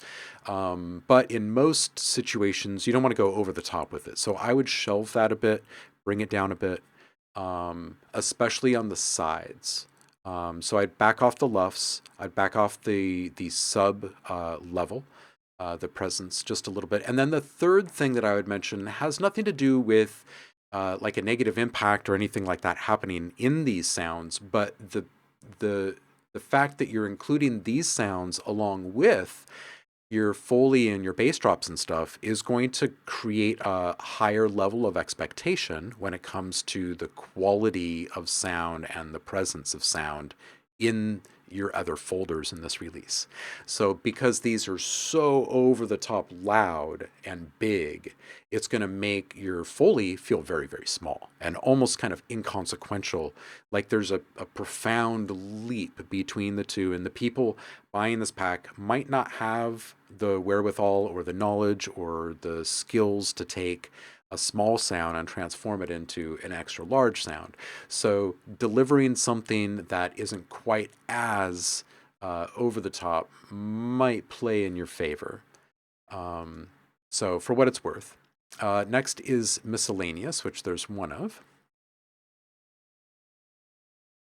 I know, I love distortion too, but that does not mean that you have to take away distortion, just some of the loudness. And also some of those lowest frequencies can just come down in volume a little bit. And both of those things will create less fatigue, and they'll create better playback experiences on more speaker systems and headphones. So you're going to sell way more, right? And people are going to find them to be way more useful because when they drop them into a track, it's not going to crush everything else in their track, right? Or in their project. Because if you have a huge amount of sub bass hitting at once, everything else in the project is basically kind of muted for a moment, right? And you hear it a lot in cinema right now, and it's a shame when it happens. And people don't like it when it happens to their projects, to be perfectly frank, because it obscures what they spent so much time perfecting with other elements in the mix. So anyway, for what it's worth. Okay, this one is miscellaneous. Little blade spin. Nice. It's got a little resonance, and it's pretty loud for that resonance. So maybe a little bit of responsive EQ up there, just to kind of tap down those more shrill hertz up high.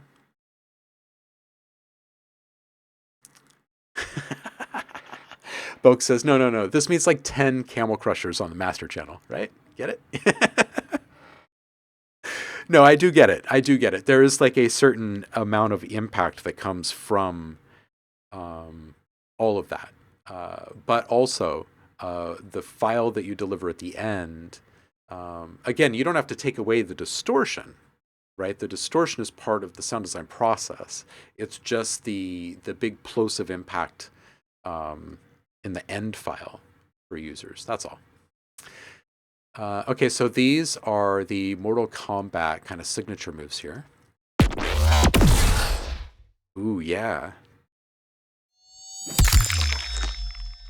See, now these right here are exactly what I'm talking about. This is the sweet spot. This is what you can aim for the impacts. This is a really, really good level for all these different frequencies. It's a little piercing up high. Like decibel level for those frequencies.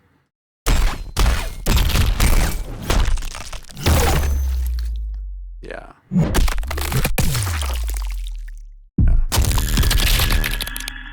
That one felt a little bit more push.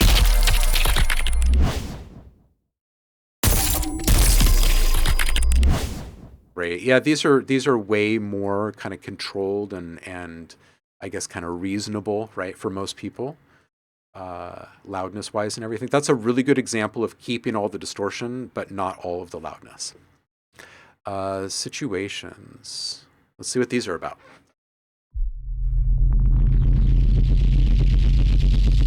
Big sub ruffles.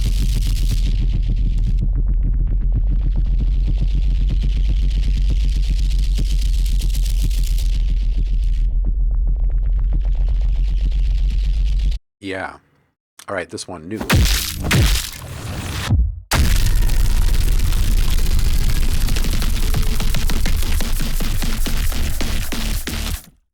Yeah. Okay, I really like this one. The compression is kind of messing with the presence of these two main elements. I feel like the synth element should be up on top of the mechanical element because it's the one sustained at the end. Let me just hear this resolve again.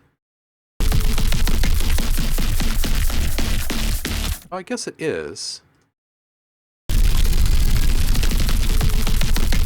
Oh, I see what it is. It's the sub balance. Okay, so if the sub frequencies below, let's say the frequencies below 40 hertz, if those were to be brought down,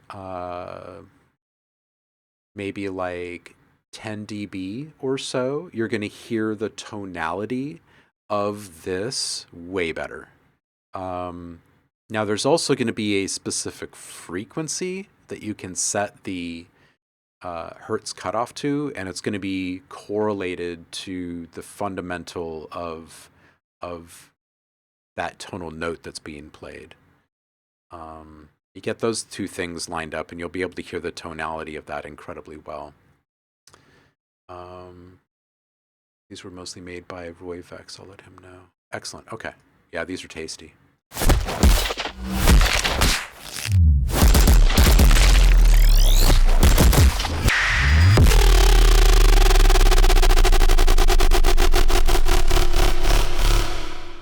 This is good, but I would watch the distorting of the subs. It felt like the subs were getting kind of spatial treatment and distortion, and I would leave those out of that chain. It's kind of inflating them, and I think that it's just going to cause some problems on a lot of playback systems because a lot of playback systems won't know how to handle that overload. From those biggest frequencies. I think it'll just kind of obscure the rest of the frequencies in the mix. So I would back off those. The rest of this sounds really, really good.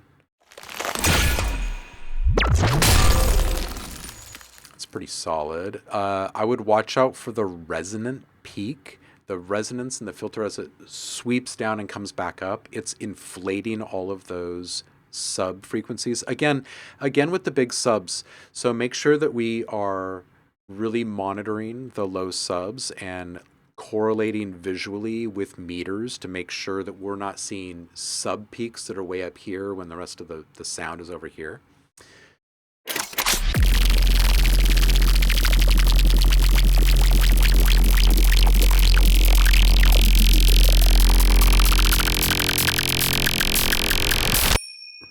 That's nice. Really nice with the bell at the end. This is super dope, but the sub signal peaks louder than the main signal running down the mids, and that's on the sides. So bring down the sub on the sides. It's a really cool effect, but just cut out the sub frequencies by and large, like tapered on the sides. So you're not getting the constant plosive impact on the back of the ears because it's making it.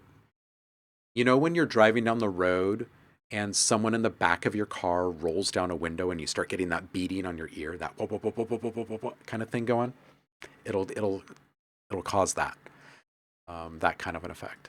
Okay, so mechanical gunshot. Let's see some of this.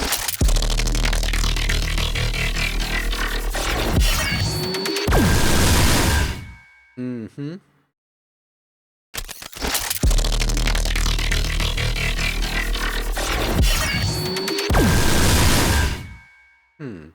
I want just a little bit more dry signal on the actual gunshots here in the first part.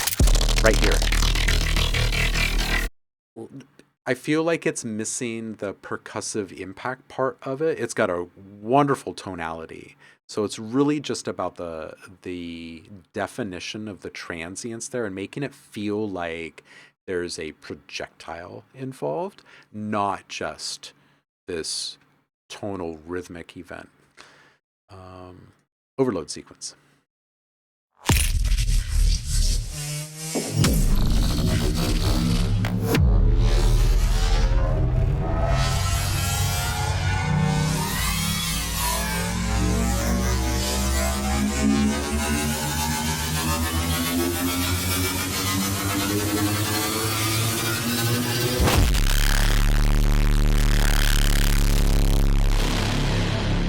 Yeah.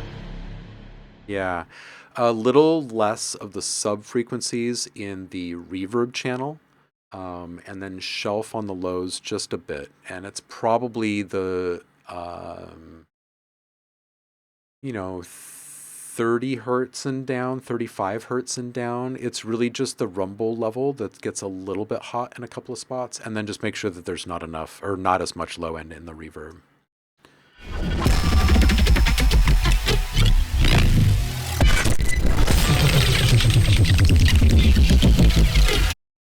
This is good. I didn't mean to stop there.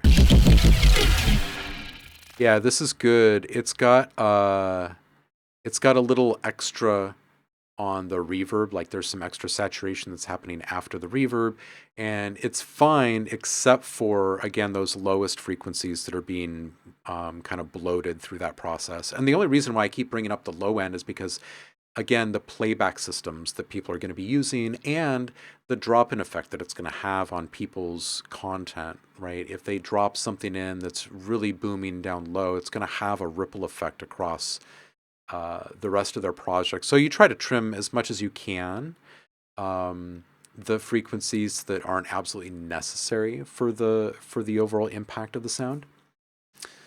Okay, this one is X-Ray Robotic.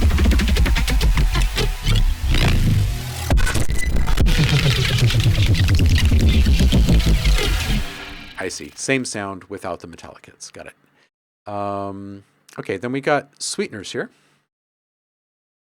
Boke says, I mean, it's our first pack. We really don't know what we're doing. We're just mainly just experimenting. Yeah, this is fantastic. Fantastic for your first, dude. And also the things that I'm mentioning are like super nitpicky, right? Like, and this is almost all EQ work too. So these are,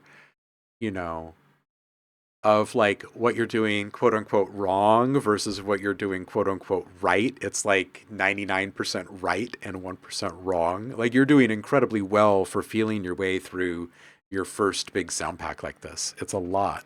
It's a lot to do. All right, this is Bones in a Can.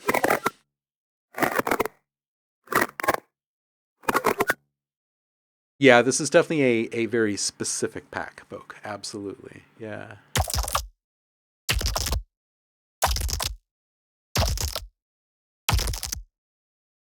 But you're talking about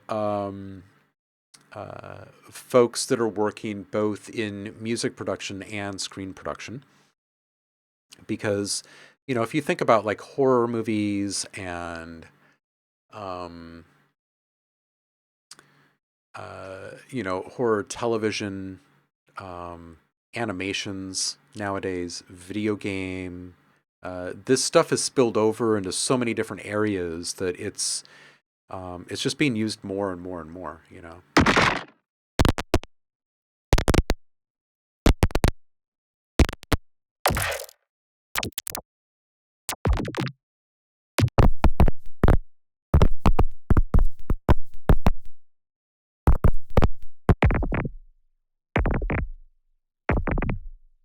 Okay, so a few of these sound somewhat similar to each other, so I would lean into the EQ work that you're already doing to try to create more separation so their character is a little bit more developed.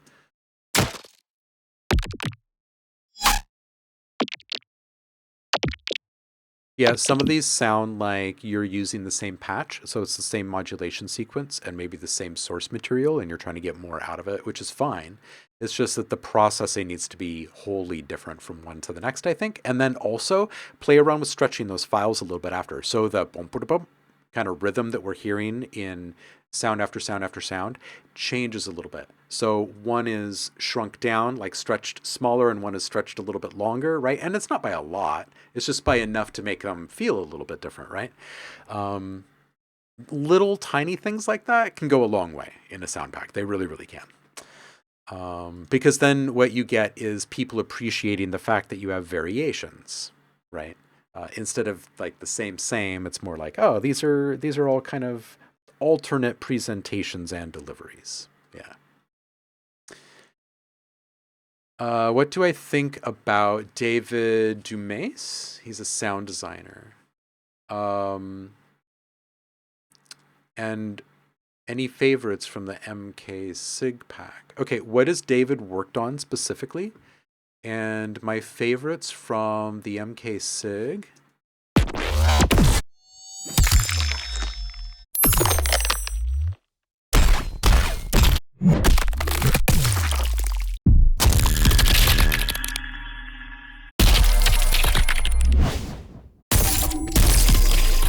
Um, yeah, it's tough. It's tough because I do like most of these kind of equally. I will say though, listening through this again tells me that um, are the two of you kind of working on these in tandem together? I feel like these are collab sounds. Um, anyway, the reason why I bring this up again is because of something called audio logos. It's a part of um, branding. It's when you guys have seen it a million times before your video game is done loading or before the intro scene of a movie, you get the visual logo and there's some sort of audio coming along with that, right? Sometimes it's some sort of musical sting and sometimes it's like these types of things. But audio logos are absolutely huge and you guys would crush in the audio logo and audio ident side of the licensing spectrum. So you brought in a third man. Okay, okay. Well, these feel different. I said it before.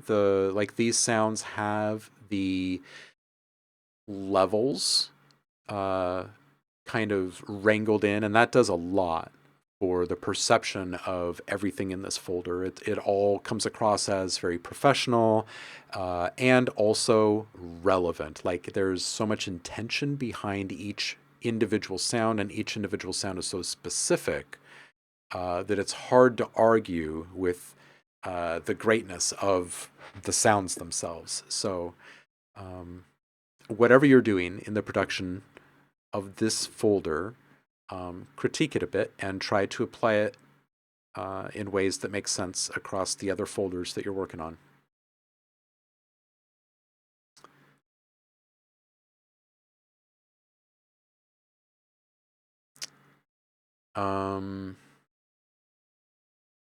Personally think the absorb in the NK Sig is the best sounding along with body stab. Let's see. Absorb.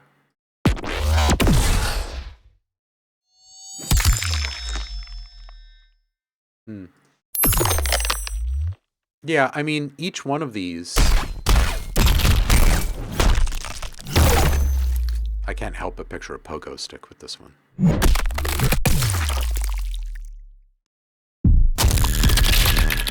Yeah, technically, I think maybe your top four are these top three: absorb, body stab, and chest stab, and then this organ failure is pretty cool. It's got a nice tonality there at the end, and I think that you're using a nice balance of synthesis and sample manipulation in these things. They are quite satisfying. Yeah, yeah, quite.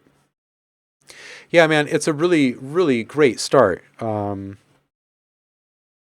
Yeah, I don't know how much you have done in the way of browsing other sound packs like this, Like taking the time to download, for instance, something that Soundmorph has done. Like Jason Cushing and those guys have been doing this for so long that their releases are really comprehensive. So they give you a good sense of what complete feels like for the type of audience that tends to buy these types of sounds. Um, and again, you're looking at a lot of video game development and horror, sci-fi, thriller, television and movie production. Yeah, and if you're wondering, like if you want to stack it up against some of mine, you can pull up the Sounds website. Like that's something that you guys can browse. And I think you can buy stuff. I don't think this is like locked down in any way. So if you want to like browse a bunch of my sounds and compare them, use them as reference material or whatever, you can do that. There's thousands and thousands in here that you can measure up against. Dang, it's already one, huh? All right, what do we do with this sound? Is this... Okay, I feel like we did. We named this one, so we saved it before we moved on. Should we do another one really quick before... Yeah, maybe we should. Maybe we should. Should we? Yeah. Yeah, let's do another one. Hey, don't forget, you guys, do an FM hollow bass, please. Okay, so there is a pack. Let me just see if this is still on the clipboard. Yep, okay. There's a free pack. You can go download it right now. It's a bunch of Halloween, like scary horror sound effects. I made them. Ghosthack is giving them away. You can go grab them right now while they're there. So don't miss them. I put up a new free sound pack for Twitch subscribers this morning for this month. So if you are currently a Twitch subscriber, go grab your new free sound pack. This month it is gold, which is fully drum loops, sequenced from the Trinkets sound pack. Yeah. Oh, Weimar. Yeah, absolutely. I thought you had just kind of spaced on what it was. What's up?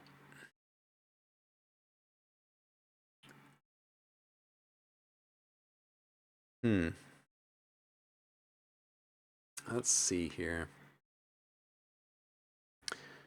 Anti-Material Girl saying, how do you like the Reason rack for sound design composition? Reason's dope. Propeller Heads is amazing.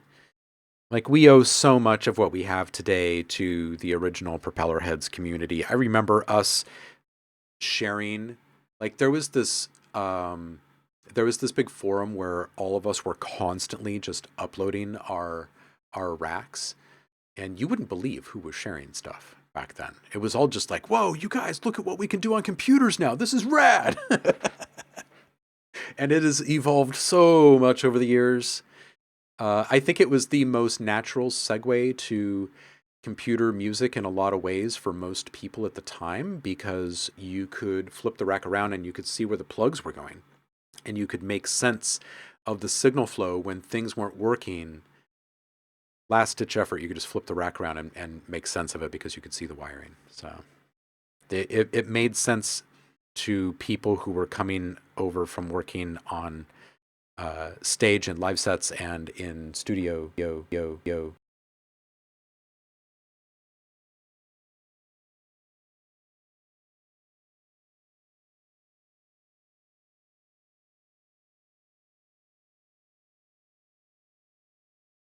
World, there's something that just makes a lot of sense about it, you know? Um, and again, I think you can see the physical flow of how things are coming to be. I think it works for some people. Yeah, yeah.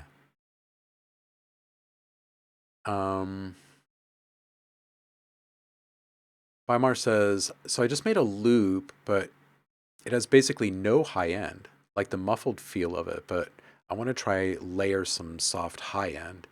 Can you please show me how to make a synth layer like that? A synth layer that's just like soft high end, huh? Okay. And Eric wants to see some sort of like hollow bass kind of thing, huh? Okay. So there's a couple of things that you can do in regards to just a high end. Like if you're wanting it to be like a harmonic, like a melodic harmonic kind of thing. Yeah, this is maybe a good use for a band pass filter, maybe, right? Uh, and we could test that out. We just put a filter on here. Here's a sawtooth. And if we switch this to just a band,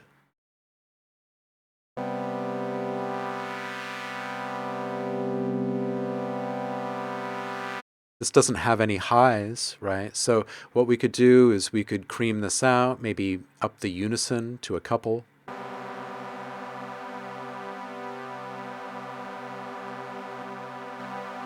Or maybe 4.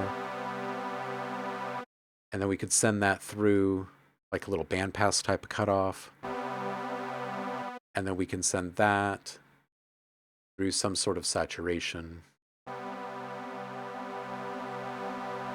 And then we could send that through some sort of reverb.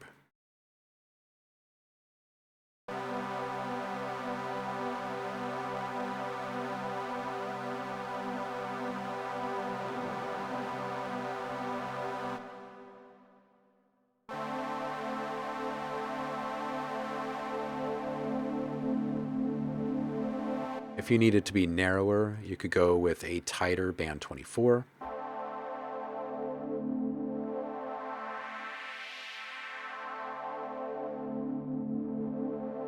Right, and if it wasn't a sustain pad element, you could just take down your sustain and some decay, and now you've got a pluck. Drive that a little bit to avoid the quiet. Right, and you've just got a really nice kind of gentle synth that makes a lot of sense, and it's highly useful in a lot of situations.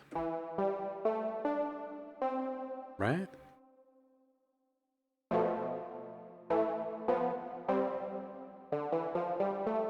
Is this what you're asking? Anti-Material Girl, we're going to do Feedback Friday for more feedback this week, just because I have limited time today and I have to scoot soon. Otherwise, I would say yes to listening to some more stuff. Bymar says, I can send you a loop if you want to hear it. Sure. So what you're asking is how to create a sound that could fit over the top of what you're sharing.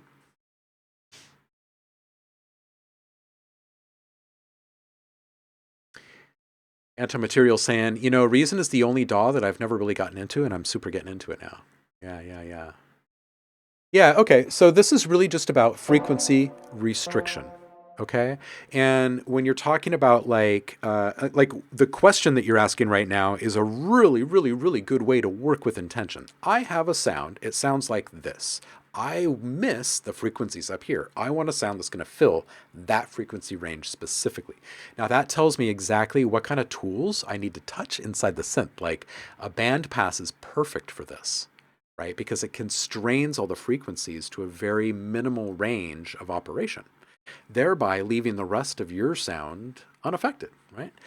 So if you stop and think about it that way, it makes a lot of sense. And then if you just decide that, okay, that's the type of approach that we want for our sound, we could then start doing anything we want over here. We don't need a simple sawtooth over here, right? We could flip through a whole bunch of different sounds and see what we get up to.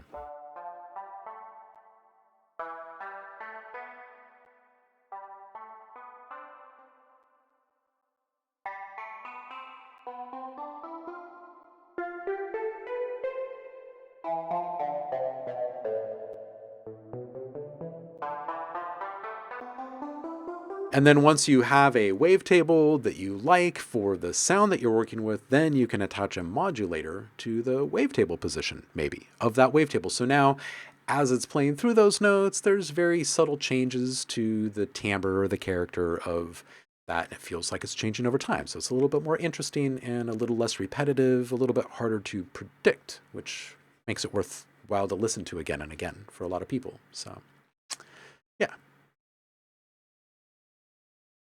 Excellent. So let's just take a look at what you sent. Where is that?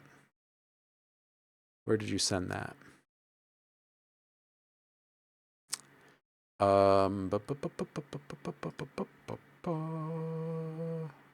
More.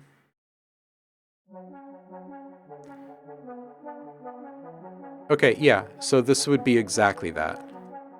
So you'd probably be looking at like a sustained kind of sound.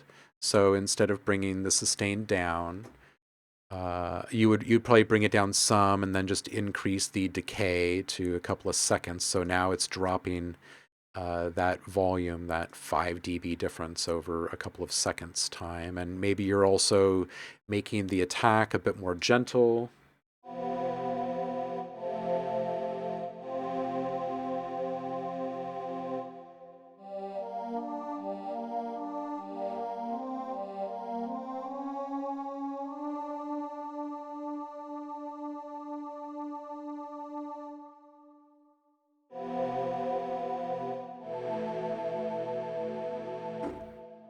Yeah, band passes are great. Bands are fantastic. You got to use them constantly. Seriously, they're so good. Narsa Chris is saying, could you just pitch it up a couple of octaves and EQ it, maybe process it a bit with some saturation, etc.?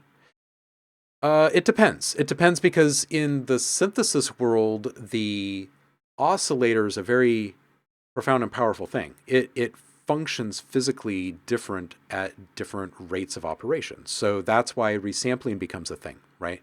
Sometimes you can bounce something and then just move it up or down in pitch.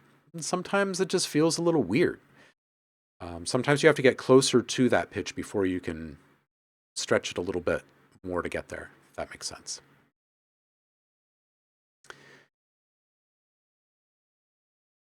Anti-material girl. Okay, well, that's good. I'm glad it works out. Duplicate it first and then pitch the dupe up. Yeah, you could, and see if it works, yeah. Anti-material girl saying, if you have time, can you talk about making gun bases, increasing the resonance of the sample to match a sine wave? Hoping that makes sense.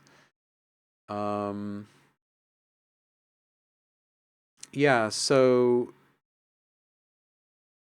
if we're talking about, because there's been a couple of gun bases over the years, so if we're talking about the like that kind of like really hard, distorted, like rapid delivery kind of pulsing bass, that really comes down to the processing mostly, in my experience.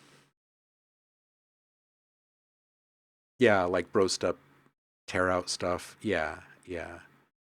But then there's also been bases that are literally made from guns. So there's that too, which are a bit different, right?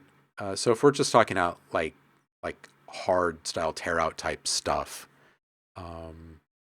it's really about getting a nice sharp transient, and picking the right distortion, and keeping your sounds as succinct as possible before you start processing them. Because the difference between this and this in decay, for instance, in a sound is huge once it's been exploded to the nth degree with distortion. So, yeah. Okay, what was the other question? Oh, Eric was saying he wanted some sort of like hollow bass or something. What time is it? It's 11, or it's 1:13. Okay, it's 1:13. Let's move over here to maybe something like this. And we'll move let's say oops. Let's try that again. There we go. maybe a sine, and we'll bring that down to here and start to FM in here.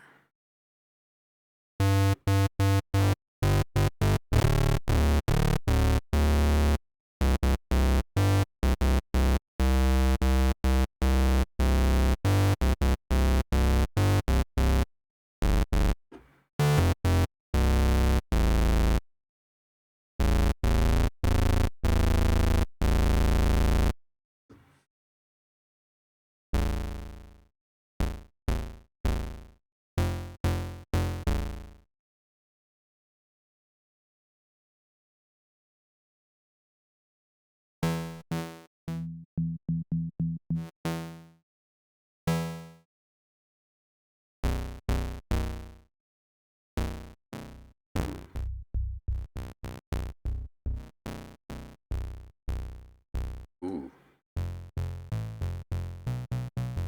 Ooh, that's kind of nice. I'm still finding new textures and like nice little subtle stopping points. There's this new thing in here called smooth interpolation, which allows you to, with a single right click, just make as many little modulation, like smooth modulation points between um, wavetable positions. So what used to be hard steps between very different waveforms, you can now have a smooth morphing wavetable position between those two, which is really nice. It's kind of flipped the old school classic sounds on their head in a way, because you can go in and make very simple changes to this fundamental shape, and it just kind of flips the character on its head. It's great. It's absolutely fantastic. Okay, so Eric is saying someone said that the FM1 and Serum 1 is actually phase modulation. I can't really wrap my head around the difference. Like if I'm modulating phase, am I shifting the starting point of the wave, or am I adjusting the number of phases per second? It's the starting point of the wave is how you can think about that. Yeah. Yeah, there's just some weirdness happening there, right?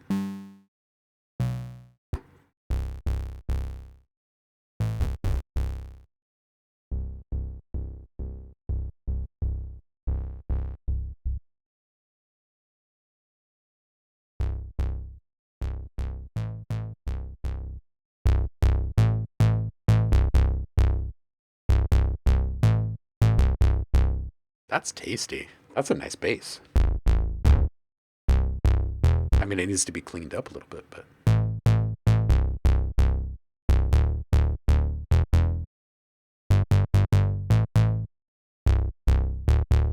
yeah. What was I going for? A hollow bass? Is that what you wanted? I made you this instead.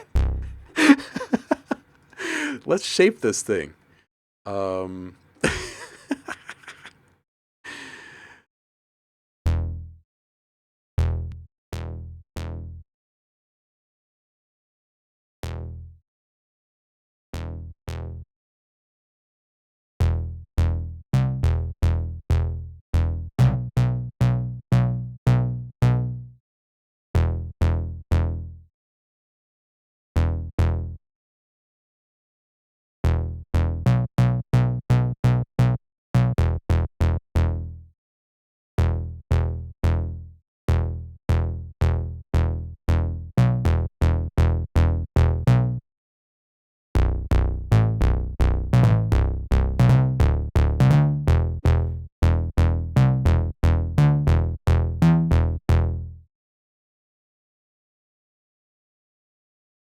EQ, please.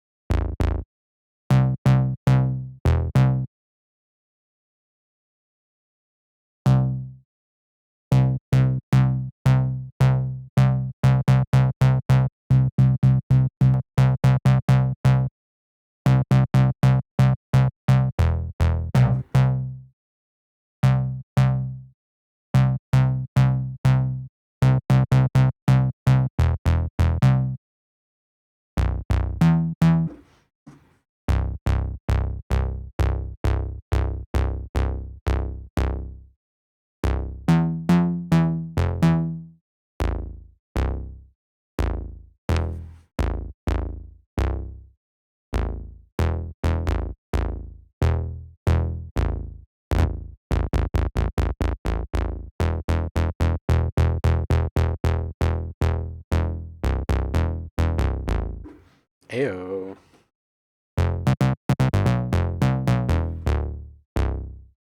Let's get our release up a bit and our attack up a bit. I don't like clicks.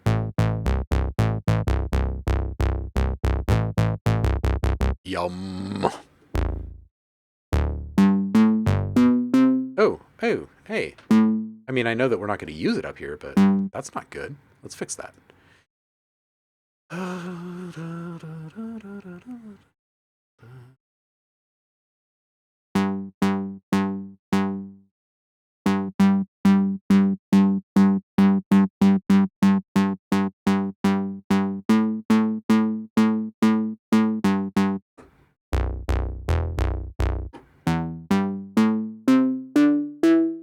mean, it fixes it up a few octaves, so.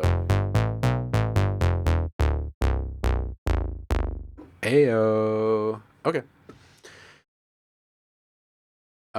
This one's going to turn into something nice. What we end up putting on it is going to be pretty interesting. How about we do like a little flanger on this guy?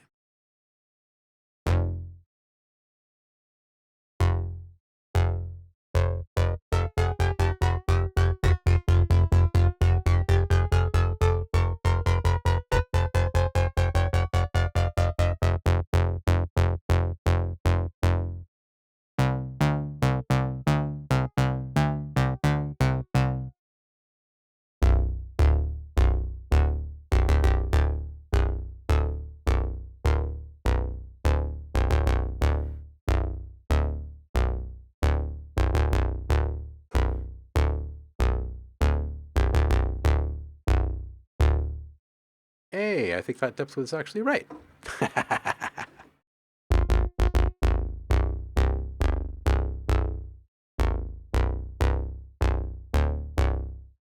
Yeah. Maybe some chorus or some bowed. Yep.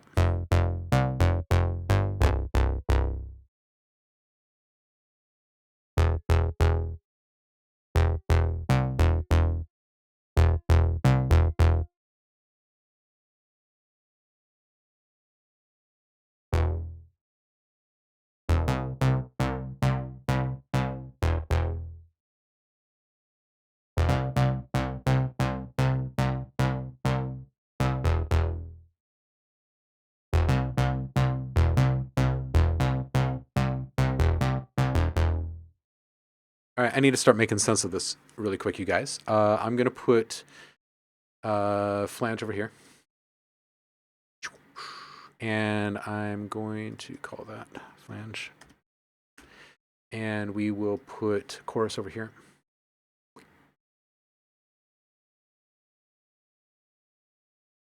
And we'll call that chorus. And bowed. Drummer Boy says, make a bus called the Blender with 10 different distortions, saturations in series. Yes! Yeah, we should. I'm going to include a handful, I'm not going to go full ham on all of the patches, but I'm going to include a handful of like highly experimental patches in the Serum packs, you guys. So there will be some stuff that will make your CPU go nuts, and you'll be like upset that you have to freeze tracks just to use it. But it'll be mind-blowing, so whatever it is. Worse than Diva? I mean, could it not be any more appropriate? A synth named Diva hogging on your CPU? I mean, come on.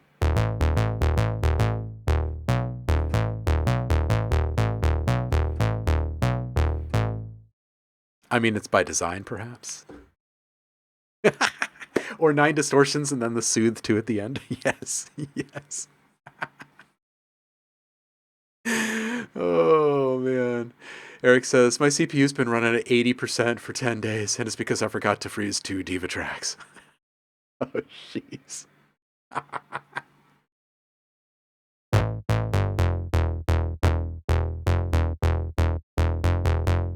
Oh, boy. Oh, boy. Okay, bowed. We're going to have to figure out which order to have all these in to have them make sense here in just a sec. This is going to be a Swiss Army knife base here. Okay, let's start with our range here.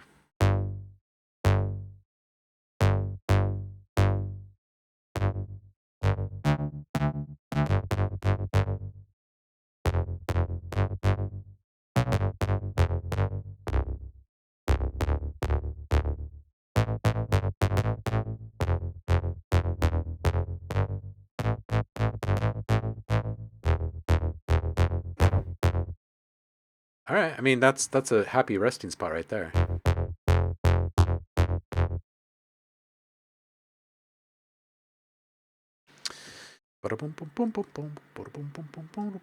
We'll call this wide. All right, now let's get this all in the right order, though.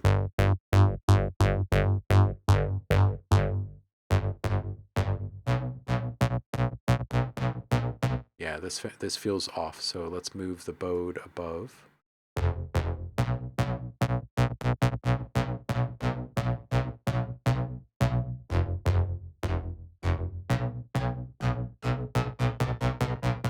Now let's move the flanger up.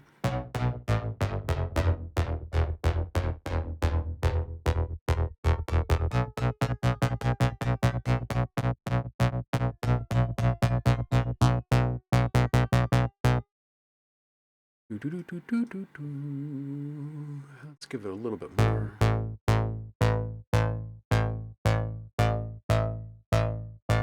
That's better.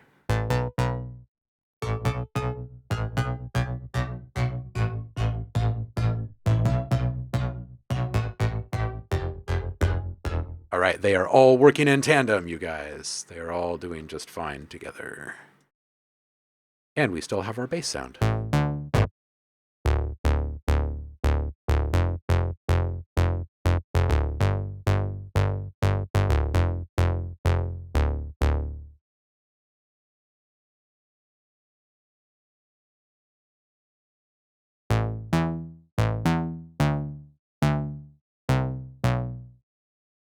Okay, we're going to call this one a bass.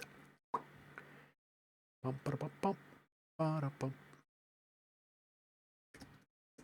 is this? Bass 04? 004. 004. Mono.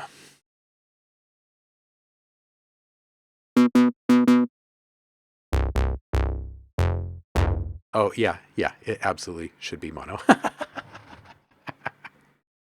Yeah, it should be mono. There you go. We'll save that. Yeah, these are all of the patches that I made today are incomplete. I'm absolutely in a sprint mindset where I will revisit every single one of these, and all of them will have 8 macros, and all of them will make use of proper routing, all the good stuff. Let me close Serum for a second here. You know what we need? We need to reskin Serum. We need to reskin Serum. We do. We've enjoyed the Ohm Lab Serum 1 for the longest time. Oh, it's going to feel weird to open up Serum 1. Yeah, look at that.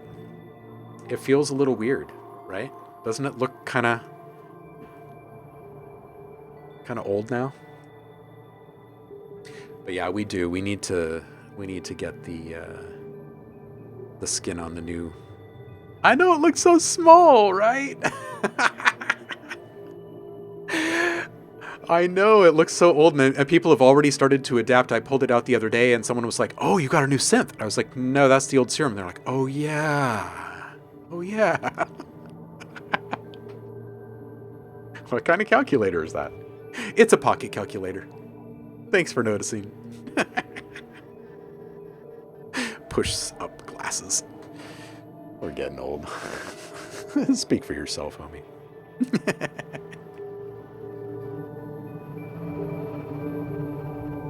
How can you be getting old if you're still making weird stuff like this? Nah? When I was your age, I used to push a synth uphill both ways just to get to the damn reverb. No respect. No respect. What is old if time is relative? Yeah, and if you can modulate that? I mean, come on, time is a parameter, right? Let's put an LFO on it. See what happens. Let's saturate it a bit.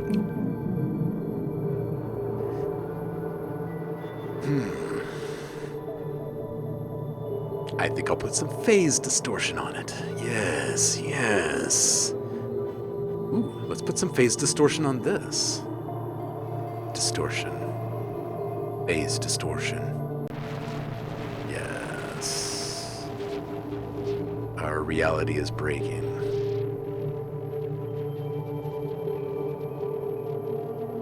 Just a couple % of phase distortion on anything makes it a bit more dystopian.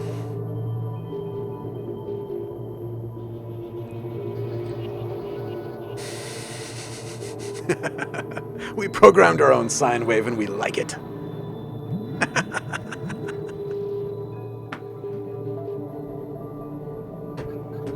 And we liked it.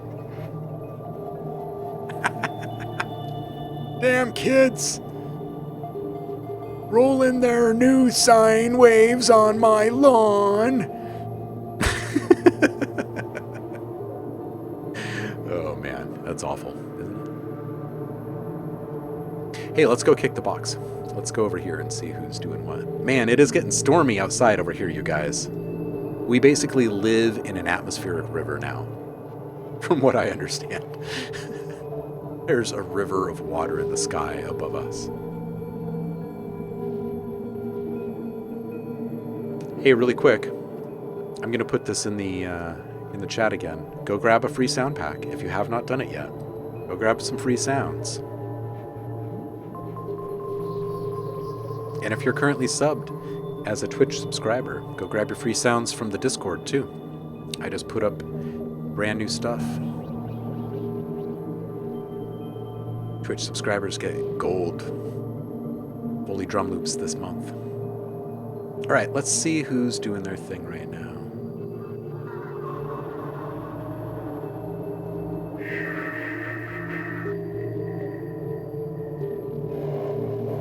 Heyo, let's go to Shoe's house.